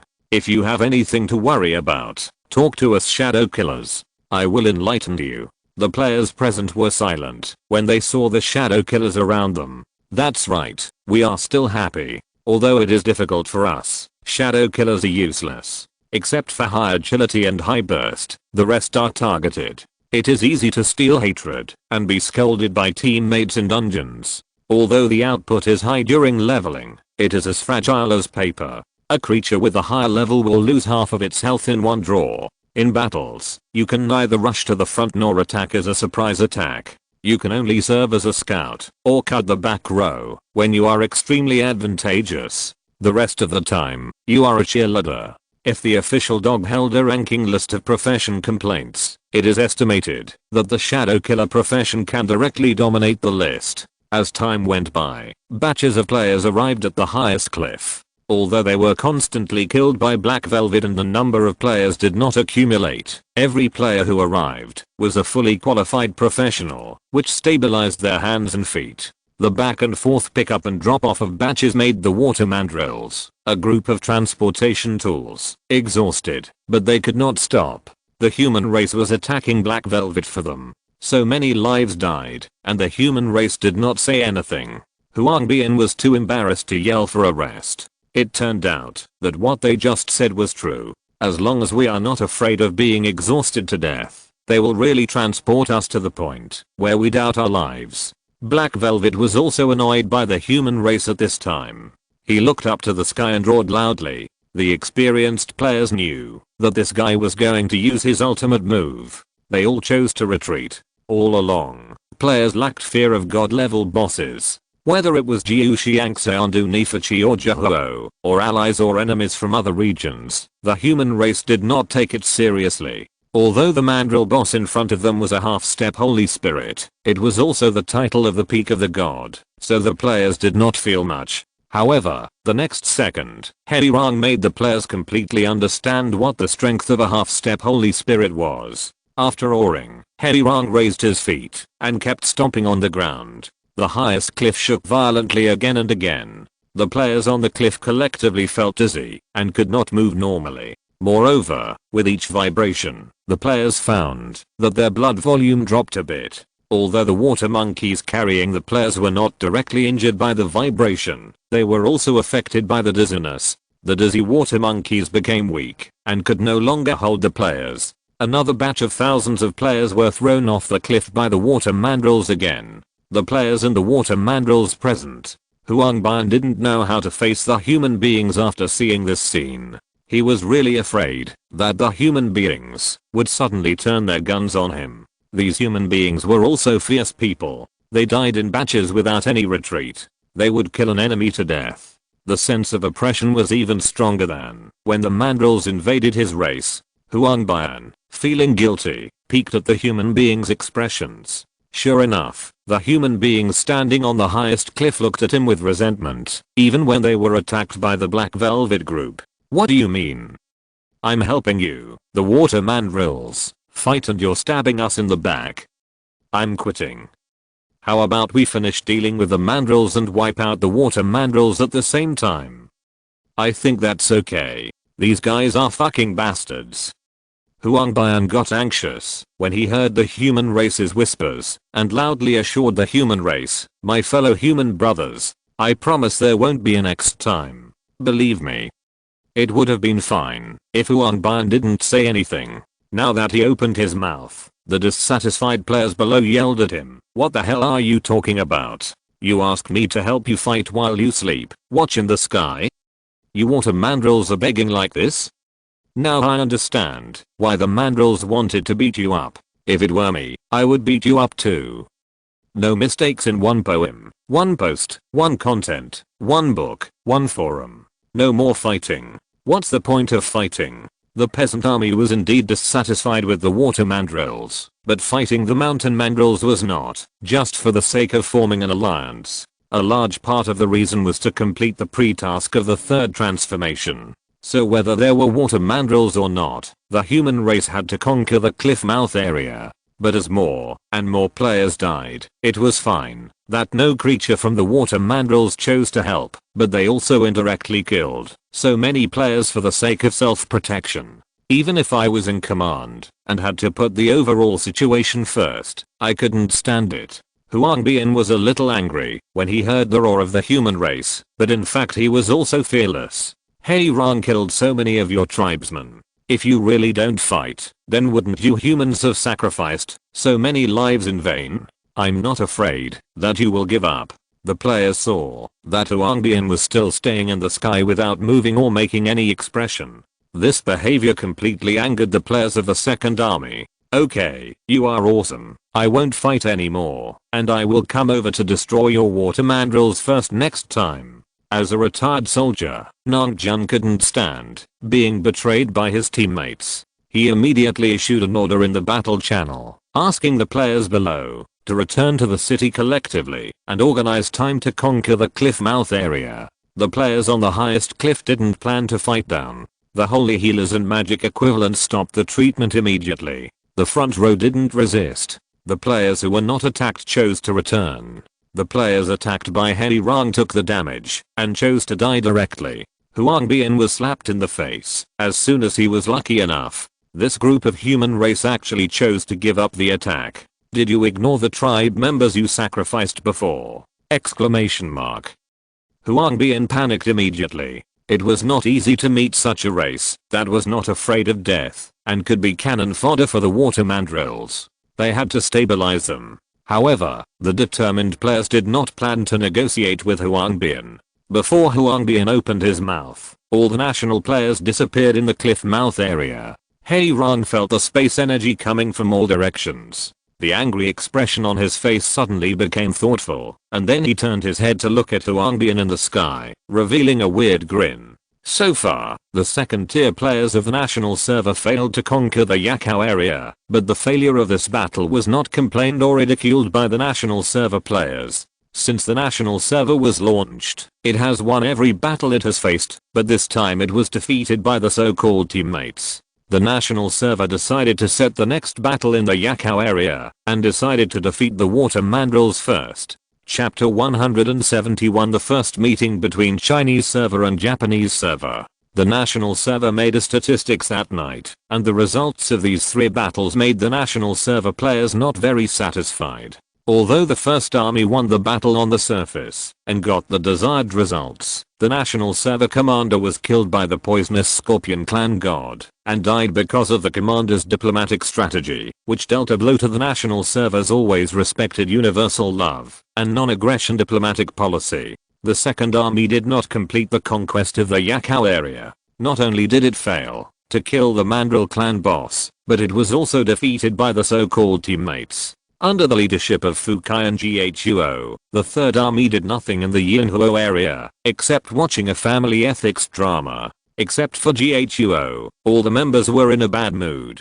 It was originally thought that the national server's level had increased, the player base had increased, and the experience of the battle had increased, so it could easily and happily conquer 3 areas at once, or to be precise, 2, and the Yinhuo area was just a front station.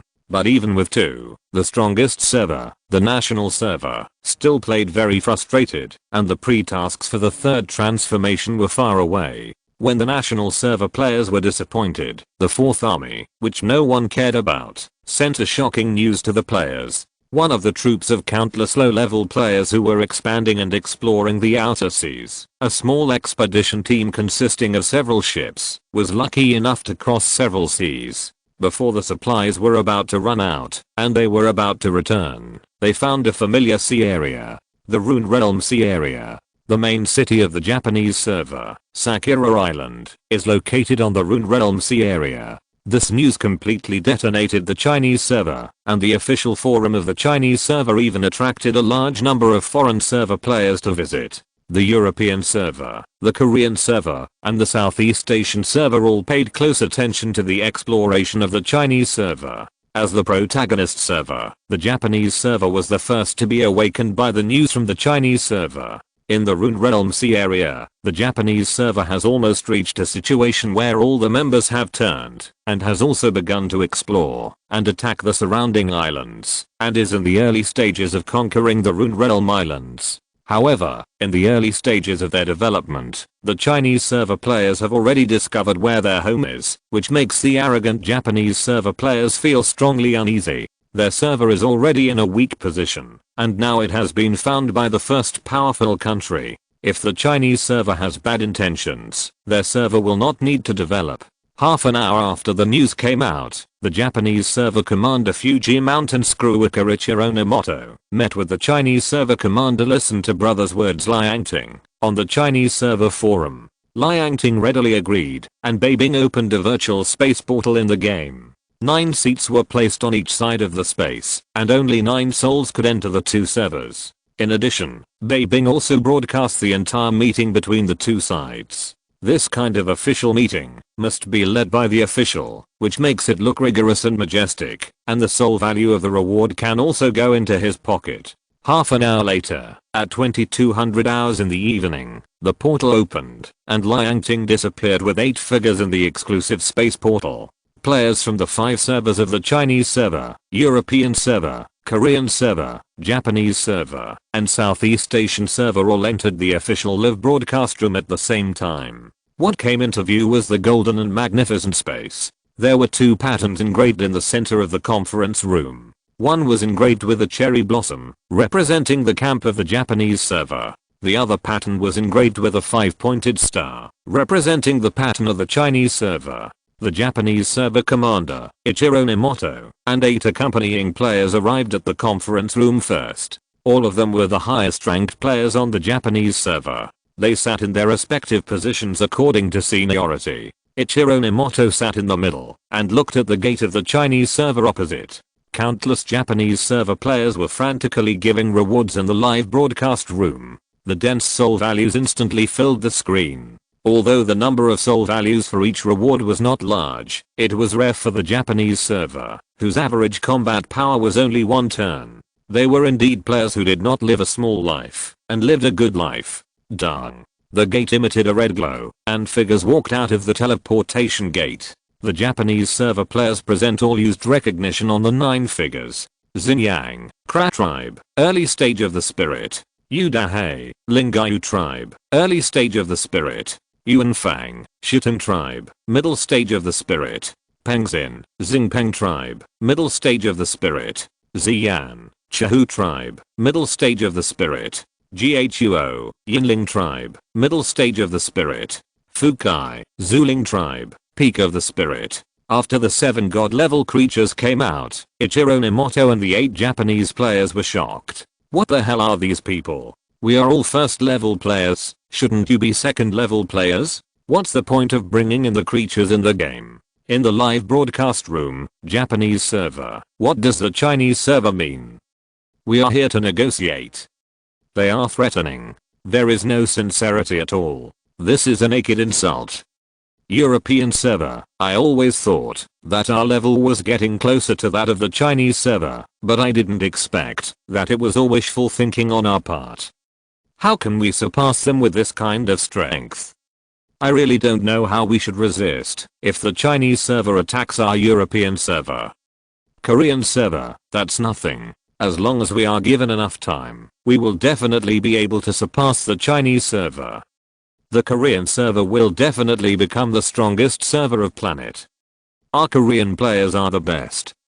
Southeast Asian server, no mistake in one song, one post, one content, one book, one forum. Did you drink fake wine? Did you mix intelligence reducing drugs into your kimchi? You Koreans can't even beat our Southeast Asian servers, so you beat the Chinese servers? How many vegetables are there to drink like this? The Chinese players hardly spoke in the live broadcast room. Except for the European servers, they didn't care much about other servers. They were all noobs, so why bother with these kids?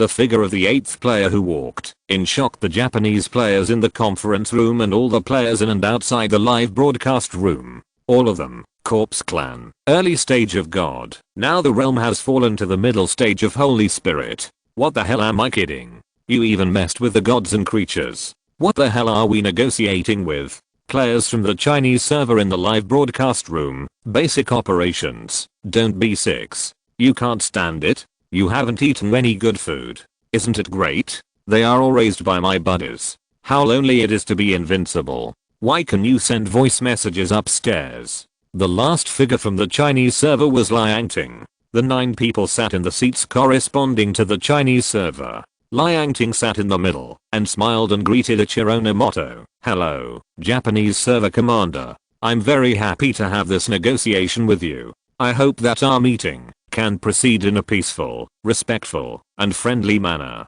Ichiro Nomoto's veins popped up. Tell me what guys you brought. Which one of them has anything to do with peace, respect, and friendship? You are too polite, commander of the Chinese server. We Japanese servers also hope to have a peaceful conversation with your server this time. The commanders of both sides talked for the first time. The Japanese server players present and all the viewers in the live broadcast room could see that the Japanese server commander was obviously weaker in momentum. He frowned during the conversation and his smile was fake. On the other hand, the commander of the Chinese server was generous, dignified, confident. The difference between them was clear in an instant. If Ichiro Nomoto knew what the audience in the live broadcast room and other Japanese players were thinking, he would probably roar, "Weak ass. You come and try to negotiate with them. The fighting power on the other side. Tell me how I can be dignified and confident. If I wasn't afraid that the group of reckless men in the Chinese server would directly attack the Rune world, I would start scolding them now. It's just a game. Do you think I'm afraid of death? I'm just buying time for you guys." Liang Ting thought to herself, it turns out that weak countries have no diplomacy. Little Japanese server, you have come to this day without much politeness. She smiled at Ichiro Nomoto and said, then, let's get started. Chapter 172 Japanese Server's Ridiculous Agreement. I'm honored that the players of your server have set foot in the sphere of influence of our Japanese server by chance, but this is also what I want to discuss with your server commander. Ichiro Nomoto said first. Liang Ting nodded. You say. Ichiro Nomoto, your server discovered the Rune world by chance this time. We will not comment much, but in the final analysis, the Rune world is the base camp of our Japanese server players. I hope that the players of the Chinese server will not step into the Rune world at will, unless it is necessary. Liang Ting smiled and said, first of all, I want to correct a mistake for you. The Rune world is not the territory of the Japanese server. The main selling point of the game Planet is the extremely high degree of freedom. No region can be dominated by one server alone. It's just like when our Chinese server was first opened, it also experienced the invasion of other creatures. If we hadn't survived, the Jiushan Zuandu region would have changed hands at the beginning. After hearing Liang Ting's words, Xin Yang, the chief of the Kra tribe, smiled awkwardly. Ichiro Nomoto, I understand your meaning as encouraging players from the Chinese server to casually set foot in our own world. Liang Ting shook her head. Your Excellency's words are too polite. I don't encourage it, but I don't interfere either. I'm not qualified to interfere with what the players want to do. And I want to correct you. The Rune world is not your territory. If I have not understood correctly, the current sphere of influence of the Japanese server is only one of the islands in the Rune world. There are still many unexplored races of creatures in the Rune world. One of the players from the Japanese server who attended the meeting said angrily at this time, does your server mean to launch an invasion on the islands in our Rune world waters? Fukai interrupted at this time, who the hell are you? Do you have the right to speak here? The players from the Japanese server were not afraid of Fukai's strength and immediately stated, the Japanese server will never let the Chinese server do whatever it wants in the Rune world waters. All the islands in the sea are an inseparable part of the Japanese server. Fukai laughed angrily. Okay, then you just protect the Rune realm. I'm going to the Rune realm now and randomly find an island to occupy. I'll see what you can do to me. Ziyan was sitting next to Fukai, or it should be said that Fukai was shameless and insisted on sitting next to Ziyan. The latter hurriedly advised, "Brother Fukai, don't be angry, this is a negotiation." When Fukai heard Ziyan talking to him, he immediately calmed down. "I'll listen to your sister. I'm not like this usually, don't get me wrong." Pengzin was sitting next to Ziyan and was speechless to Fukai. "This is an internal conflict among the human race. It's not appropriate for us to say too much, as this will be counterproductive." Fukai was immediately furious again. "What the hell are you talking about, old thing? I didn't kill you this time because I was giving face to Sister Ziyan.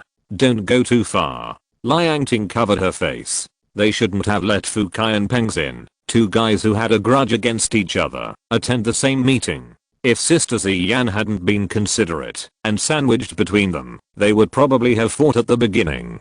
Pengzin knew Fukai's temper, and he didn't argue with him. Ziyan had to persuade Fukai to calm down. He finally understood why the human commander insisted on letting him attend this meeting. It turned out that his role was to calm this hot-tempered man. Xinjiang, Yu Dahei, and Yuan Fang were all silent. Is this guy poisonous? This is a negotiation between the two countries. Any internal conflicts should be resolved privately. There is no need to let others laugh at him. Sure enough, the 9 people on the Japanese server were a little gloating when they saw that the Chinese server was not a solid block, and said to Liangting, "Your server commander, our Japanese server was opened later than the Chinese server, and we are not strong enough to resist the players on the Chinese server. It's not that we are belittling ourselves, it's a fact, and we don't deny it." Liangting knew that the other party had something else to say, so Ichiro Nomoto continued, "So, we on the Japanese server hope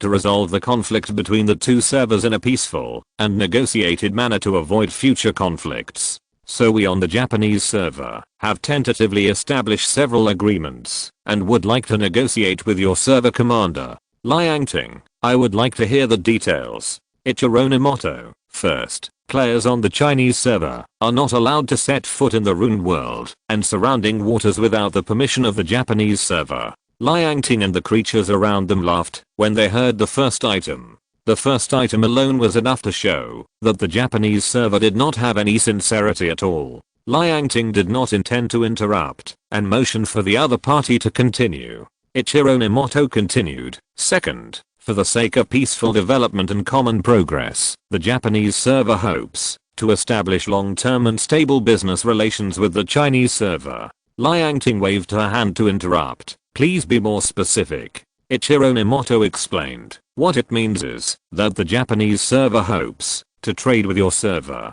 The Japanese server can use soul points to purchase any goods from your server. Of course, vice versa, the Chinese server can also purchase what we need from the Japanese server." Hearing this, even Ziyan and Yu Dahei, who were always gentle, felt that the person they were facing was crazy. This was simply a lion asking for too much and getting something for nothing. His face was even thicker than Fukai. Liangting still asked with a smile on her face, "Oh, I would like to ask, do you think that the Japanese server has anything that our national server needs? In other words, what capital do you have to think that you can get goods from our national server? You should know that our national server is already recognized as the strongest server in planet, and the commodity trade between different races is extremely precious. You, a Japanese server with average combat power, are going to use goods that are useless to our national server in exchange for our precious goods."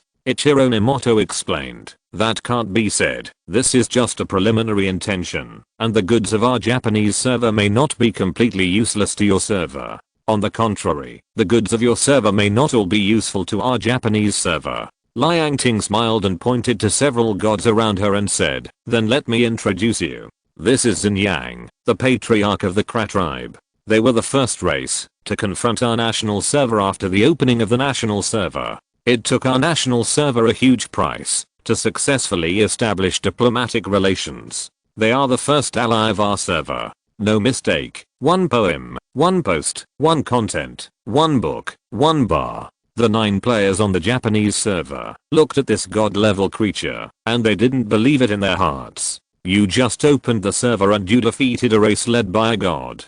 Do you think we are idiots?" Xinjiang stared at the 9 people in front of him. Facing such a greedy human branch, He didn't have a good face. Liangting continued, "This is Yu Dahei, the patriarch of the Lingayu tribe. He is the first race in our national server to establish diplomatic relations at sea. The two patriarchs I mentioned did not even have the strength of higher creatures when we established diplomatic relations. Because our national server has established a huge system of ethnic diplomatic relations, all races can trade with each other. They don't have to fight for a long time like before. Now they can develop steadily, and they can buy goods, materials, medicinal materials, etc. that are useful to them. They have been promoted to the level of gods in half a year." The 9 players on the Japanese server were shocked when they heard it. In half a year, they were promoted from the strength of higher creatures to gods. What a terrifying training speed. And this is all because of the trade system of the Chinese server and the alliance between the various races. I have always simply thought that the Chinese server has such strength because it was opened earlier than other servers. I didn't expect that they have all-round development in morality, intelligence, physical fitness, aesthetics, and labor. Liangting ignored the stunned 9 people on the opposite side and continued, "This patriarch of the Shitan tribe, Yuan Fang, was still a high-level creature when we established diplomatic relations with them. Now he has also been promoted to a god. The time for our two tribes to establish diplomatic relations has only been 3 months. There are also many other races that did not attend the meeting, such as the various races in the southern sea area of Jiushan Zuandu, the various races and countless overlord creatures in the 100,000 mountains, the snowman tribe and the descendants of the Azure Dragon in the extremely cold region, etc." Liangting stared at Ichironomoto and asked, "Do you think our national server needs to reach a trade relationship with your Japanese server?" With Liangting's soul-piercing question, the 7 gods in the national server camp all smiled and looked at each other, and even G, who had been closing his eyes and had nothing to do with it, slowly opened his eyes and looked at the 9 people on the opposite side. Chapter 173 Domineering Regulations. European server. This is the first time I feel the shamelessness of Japanese server. That's normal. Don't they also hold grudges against others when others give them gifts? What gifts? I think they were called Little Boy and Fatty. Listen to my advice above. You can't control the content of this post. Delete it and let me post it. Korean server. The background of Chinese server is a bit scary. I think Chinese server is qualified to be our ally of Korean server. Is there a possibility that Bai Bing, the developer of Planet, is from our Korean server? Definitely, otherwise why is the name of this game so similar to that of our Korean server? Southeast Asian server. How far have you gone incestuous marriage? You don't have the fate of being forced to serve, but you have the disease of being forced to serve? Just trying to get traffic? You really have never been beaten. European server. I don't know how our European server should respond if the Chinese server explores our Yunhei area one day. I think our European server needs to establish a trading system like the Chinese server. It seems that we have to have a good relationship with the Chinese server in the future when there are cross-server activities. In the virtual conference room, Ichironomoto and the other 8 Japanese players were speechless by the creatures in the Chinese server. Liangting said directly, "We cannot accept any of your agreements, and there is no need to talk about the following agreements. You Japanese players have no sincerity." Fukai said, "It should have been like this a long time ago. If it weren't for the fact that the 2 countries did not kill the envoys when they were at war, I would have wanted to beat the shit out of them a long time ago." Ziyan and Pengzin rarely dissuaded Fukai. Ghuo immediately followed suit when he saw Brother Fukai's statement. "If Brother Fukai has the idea of going to the Rune Realm Sea, he must call me. Although I can't represent the Silver Fire region, I can still represent the Cloud Leopard tribe and Ziyan. Pengzin, include me as well." Ziyan smiled and said, "Count me in." Xinyang, Yu Dahei, and Yuan Fang did not speak, but their meaning was self-evident. Ji, who had been silent, spoke up at this time. "You don't have to do this." Everyone looked at Ji, who said, "I can kill them all by myself." As Ji's voice fell, Bai Bing received countless soul rewards from many players in the live broadcast room except the Japanese server.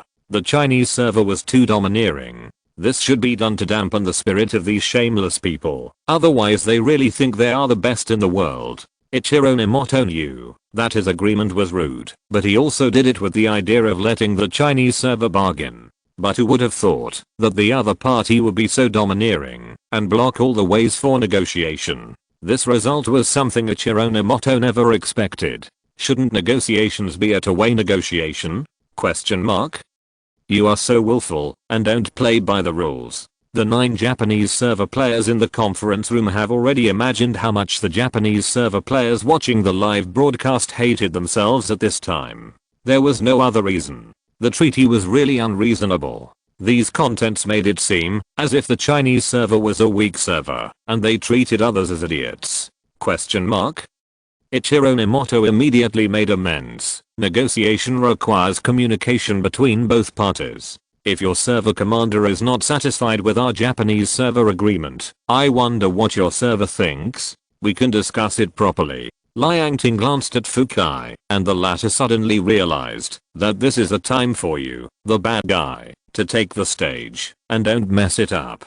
Fukai, who had picked up the bad habits of the national server players, knew that his part was coming. He slammed the table in a domineering manner. Negotiation. What face do you have to negotiate with us? I'm going to break into your Sakura Island now. I'm going to make all of you players wear kimonos and dance Thomas. Believe it or not.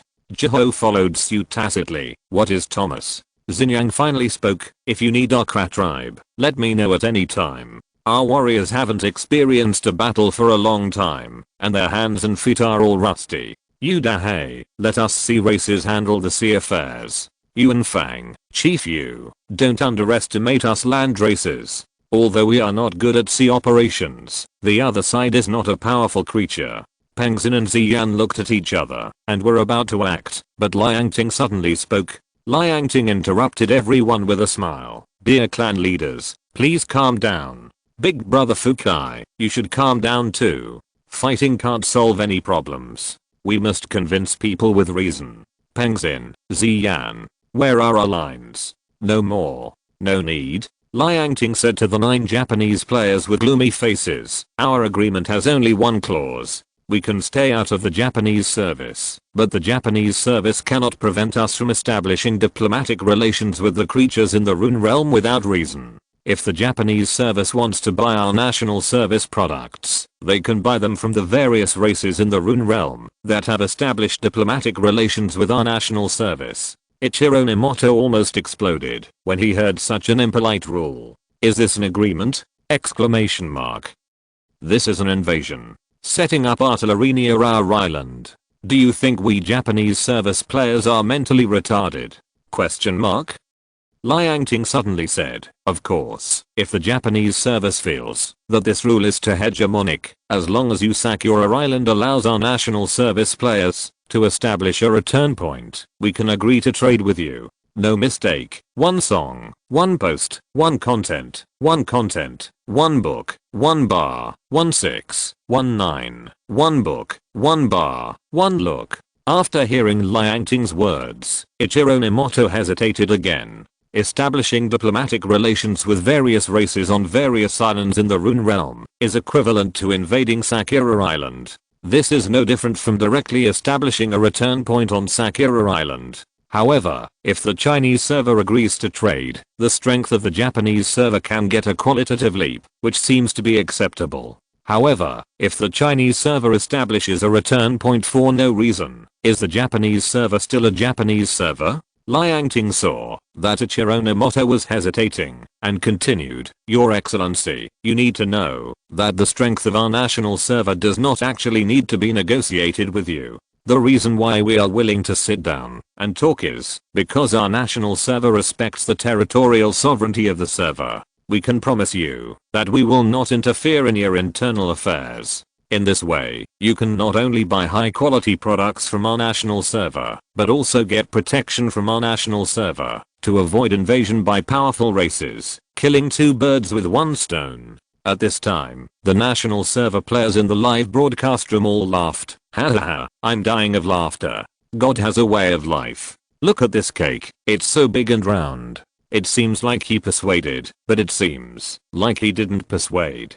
Our national server commander is really bad. Ha ha ha. The Japanese server downloaded the anti-fraud center app overnight. The scammers' methods are really endless. The warning should be shot at our national server commander. Ha ha ha. Ichiro Nemoto is not a fool. He knows that the Chinese server commander is framing him, but this result is at best. If he doesn't agree, the Chinese server will really leave directly and invade the Rune world in its own way. Now at least he can establish trade with the Chinese server, so he is not without gain. What the fuck? It really fits the saying of the Chinese server, a weak country has no diplomacy. If the Japanese server is stronger, I will dare to stand up and slam the table. Ichiro Nemoto finally struggled to ask. The Japanese server also needs to establish a return point in the Chinese server. Liang Ting directly refused. Impossible. Ichiro Nemoto. You are so double standard. Question mark question mark question mark. Liang Ting stood up and said to the Japanese server commander, this is our final request. You can think about it overnight. Tomorrow at noon, our Chinese server will be waiting for you here. I hope that the Japanese server can give a satisfactory answer to both parties. After that, the 9 creatures of the Chinese server stood up and left. Chapter 174 Descendants of the 4 Divine Monkeys. The next morning, Liang Ting organized 3 armies again. The first army was led by Liang Ting, with millions of national server second turn ceiling players, 100,000 Xingpeng tribe creatures, and 100,000 Shitting tribe creatures. Peng Xin and Yuan Fang were also on the list. There was only one goal, to go to the Yakao area, to deal with the water and mountain mandrills, and completely conquer the Yakao area. The second army was led by Nang Jun and Yi Jian, with millions of national server second turn ceiling players, 50,000 descendants of the Azure Dragon, 50,000 snowman tribe creatures, and 50,000 carrot tribe creatures. Fukai, Jiahuo, and Xinjiang were on the list. The goal is to include the Silver Fire area into the national server's territory to the greatest extent, because the uncertainty of the Silver Fire area is too great. So Liang Ting gave a bottom line, even if it cannot be included in the territory, it is guaranteed to swallow 3. You must know that the Silver Fire area has only 3 lords left after removing Jiahuo, Xian, and Hulao, so it is not difficult to eat them. The 3 armies are led by Zhao Mu and Lan Zifeng, who lead all the gang members and players of the national server, 100,000 spiritual fish tribes, including Yu Dahei and Yu. The goal is to cross several seas to the Rune realm, to reach Sakura Island, to establish a return point. The game mechanism of Planet wants to establish a return point. One is to establish an alliance relationship, and the other is to completely occupy it. This time, the 3 armies are heading for diplomatic relations with the Japanese server. The reason why Zhao Mu and Lan Zifeng were asked to lead the team is entirely because the national server really can't find a better combination than these 2 people. Zhao Mu is a Buddhist, and he can disgust people in a set of ways, but it's not easy to disgust others. Lan Zifeng is a rich second generation with a lot of soul points in his backpack. He went there to let them see the wealth of the national server players. There are not many people in the national server level list who pay out of their own pockets. Regardless of whether the Japanese server agrees to the treaty at noon, the 3 armies will set off. It's best if they agree, but if they don't agree, they will beat you until you agree. They all sit in the 9 Heavens Zuandu area. There are countless overlord creatures and various races sitting in the 100,000 mountains. The weathering continent is occupied by Xian's Red Fox clan. The extreme cold area has the remaining tens of thousands of snowmen. The players in the underworld area ignored it. They were kidding. There are 10 Yama lords there. Not to mention the Pure Yang area, where Liu Dongbin is on vacation. At this time, the national server players have conquered 6 areas. As long as they conquer 4 more areas, the national server will be far ahead of all other servers, and can successfully transfer 3 times. After the army led by Liang Ting entered the Yakao area through the border between the extreme cold area and the 100,000 mountains, Liang Ting already knew roughly how to fight according to the previous battle video of the Yakao area.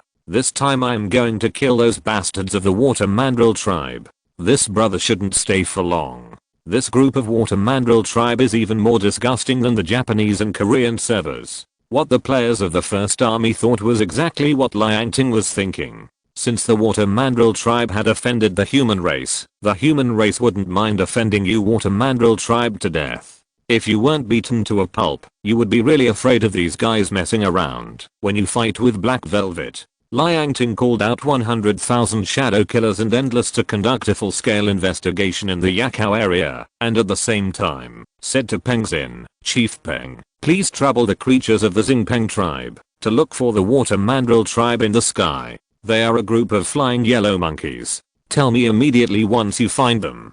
Peng Xin nodded. He might have some reservations about fighting, but he was happy to find the target. Liangting thought that the entire Yakao area was less than half the area of 100,000 mountains. She didn't believe that the army and air forces couldn't find you, even if they searched everywhere. Only half an hour later, Peng Xin landed from the sky and said to Liangting, Human Commander, we have found the base camp of the water goblins, with 50,000 souls. However, at the same time we found them, they also found us, and they are now fleeing to the north. Liangting immediately ordered Yingxia and Wu Jing in the front to catch up in the battle system and locate them. Then she said to Peng Xin, Chief Peng, please ask the creatures of the Xingpeng tribe to stop them. We don't ask to kill them, but just to delay them, so that our main force can catch up.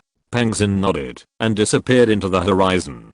Before Liangting gave the order, the players behind her directly summoned their mounts and rushed towards the direction of the coordinates reported back from the front. The advance of 900,000 players caused the ground at the cliff mouth to vibrate slightly. Liangting said to Yuan Fang at this time, Chief Ape, we are bothering the Shitten tribe to come with us this time, because we may need the help of nobles during the battle. Yuan Fang laughed. Human Commander, just say what you want to say without being polite. We, the Shitten tribe, have received favors from the human race. As long as we can help, we will definitely help. Liangting smiled and said, also, we learned that Hirang, the chief of the Mandrill tribe, is a descendant of the 4 great monkeys. I wonder if Chief Ape knows any information about the 4 monkeys. Yuan Fang was stunned when he heard Liangting's words, and then asked excitedly, 4 monkeys? Are you sure you are descendants of the 4 monkeys? Liangting nodded. Chief Ape knows?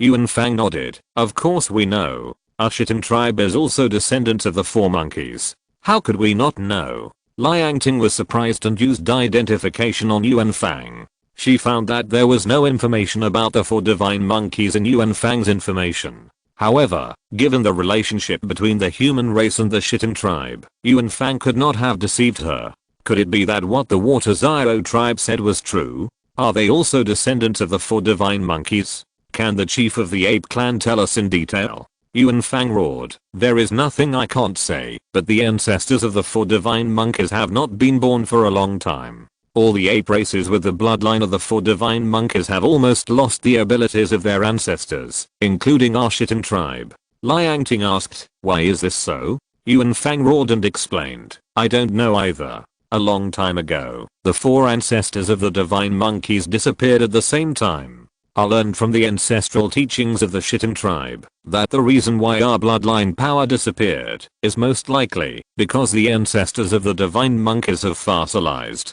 Fossils? No mistake. 1 post, 1 content, 1 book, 1 forum, 1619, 1 book, 1 forum, 1 look.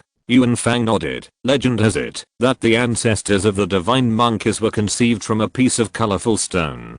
4 divine monkeys led 4 monkey races to survive. The ancestor of our Shitten tribe was the Tangbi ape. Later, for some unknown reason, the 4 divine monkey ancestors in the legend chose to turn into stone and seal themselves at the same time, and the monkey races that depended on the divine monkeys also lost their bloodline power at the same time. You said that Hirang of the Mandrill tribe is a descendant of the divine monkey ancestors? What do they look like? Liangting told Yuan Fang about Hirang's appearance. Yuan Fang was silent for a long time and roared in a low voice, that should be the ancestor of the red butt horse monkey. According to legend, the ancestor of the red butt horse monkey knows yin and yang, knows human affairs, is good at going in and out, and avoids death and prolongs life. Liangting was silent. Yuan Fang said, Human Commander, I want to meet Hirang of the Mandrill tribe.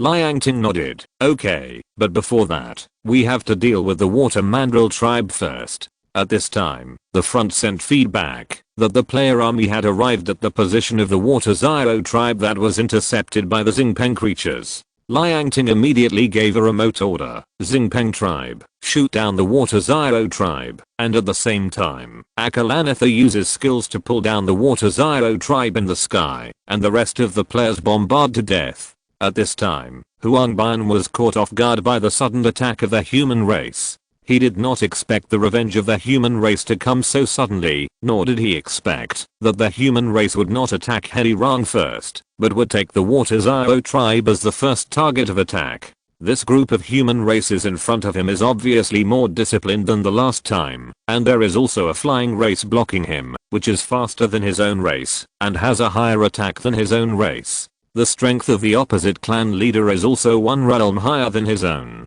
Can't fight. Escape. I've caught you, you bastards. I want to avenge our dead sons. Be good, don't move, let daddy kill you, believe me, it won't hurt at all. Don't blame us, we are both yellow people, our shadows are also black, but you are much darker than us. We are both yellow people, we just have yellow fur, okay. Chapter 175 Huang Bian's death. Human. What do you mean? Huang Bian rolled his eyes and said angrily while dodging Peng Xin's attack. Liangting walked to a place not far below Huang Bian and identified that his information was the same as Yuan Fang's, and there was no information about the 4 divine monkeys. What do you think? Liangting was intimidating without being angry. Huang Bian struggled to avoid Peng Xin's attack, looked at this human creature, and saw the apes and monkeys of different races beside him, who turned out to be divine creatures. This time the human race is stronger than last time. Huang Bian knew that the water goblins could not defeat the human race, and there were 2 divine creatures who were stronger than themselves beside them. Now it was even difficult to escape, because the flying creatures were too fast. We, the water goblins, have no grudges against you humans. Why are you humans attacking us? Huang Bian asked in a dignified manner. Liangting laughed after hearing Huang Bian's words. It is indeed a bad race. Without talking to Huang Bian for long, she shouted to Peng Xin, Chief Peng, please kill this creature of the water mandrill.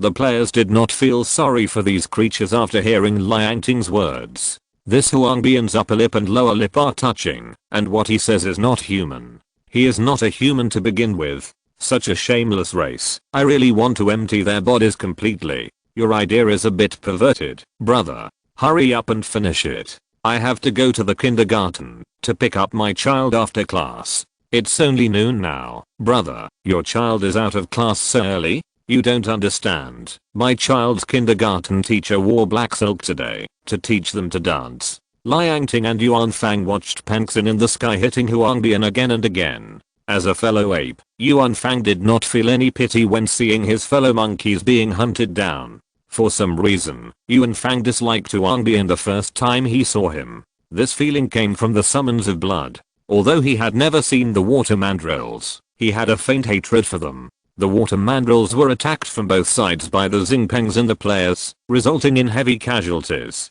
At this time, only 1 in 10 of the water mandrills survived. The seriously injured Huang Bian looked at his tribe members who were about to be slaughtered, and shouted to Liangting, wait a minute. I have something to say. Huang Bian's shouting made Peng Xin pause subconsciously, and the Xingpeng's offensive around him also subconsciously weakened, but the players' offensive did not stop and even intensified. Say it. Stand still and get beaten. We don't want to hear your excuses. I don't know how many times TV dramas have played out what you want to say. Who do you think you are? You say stop, so we stop.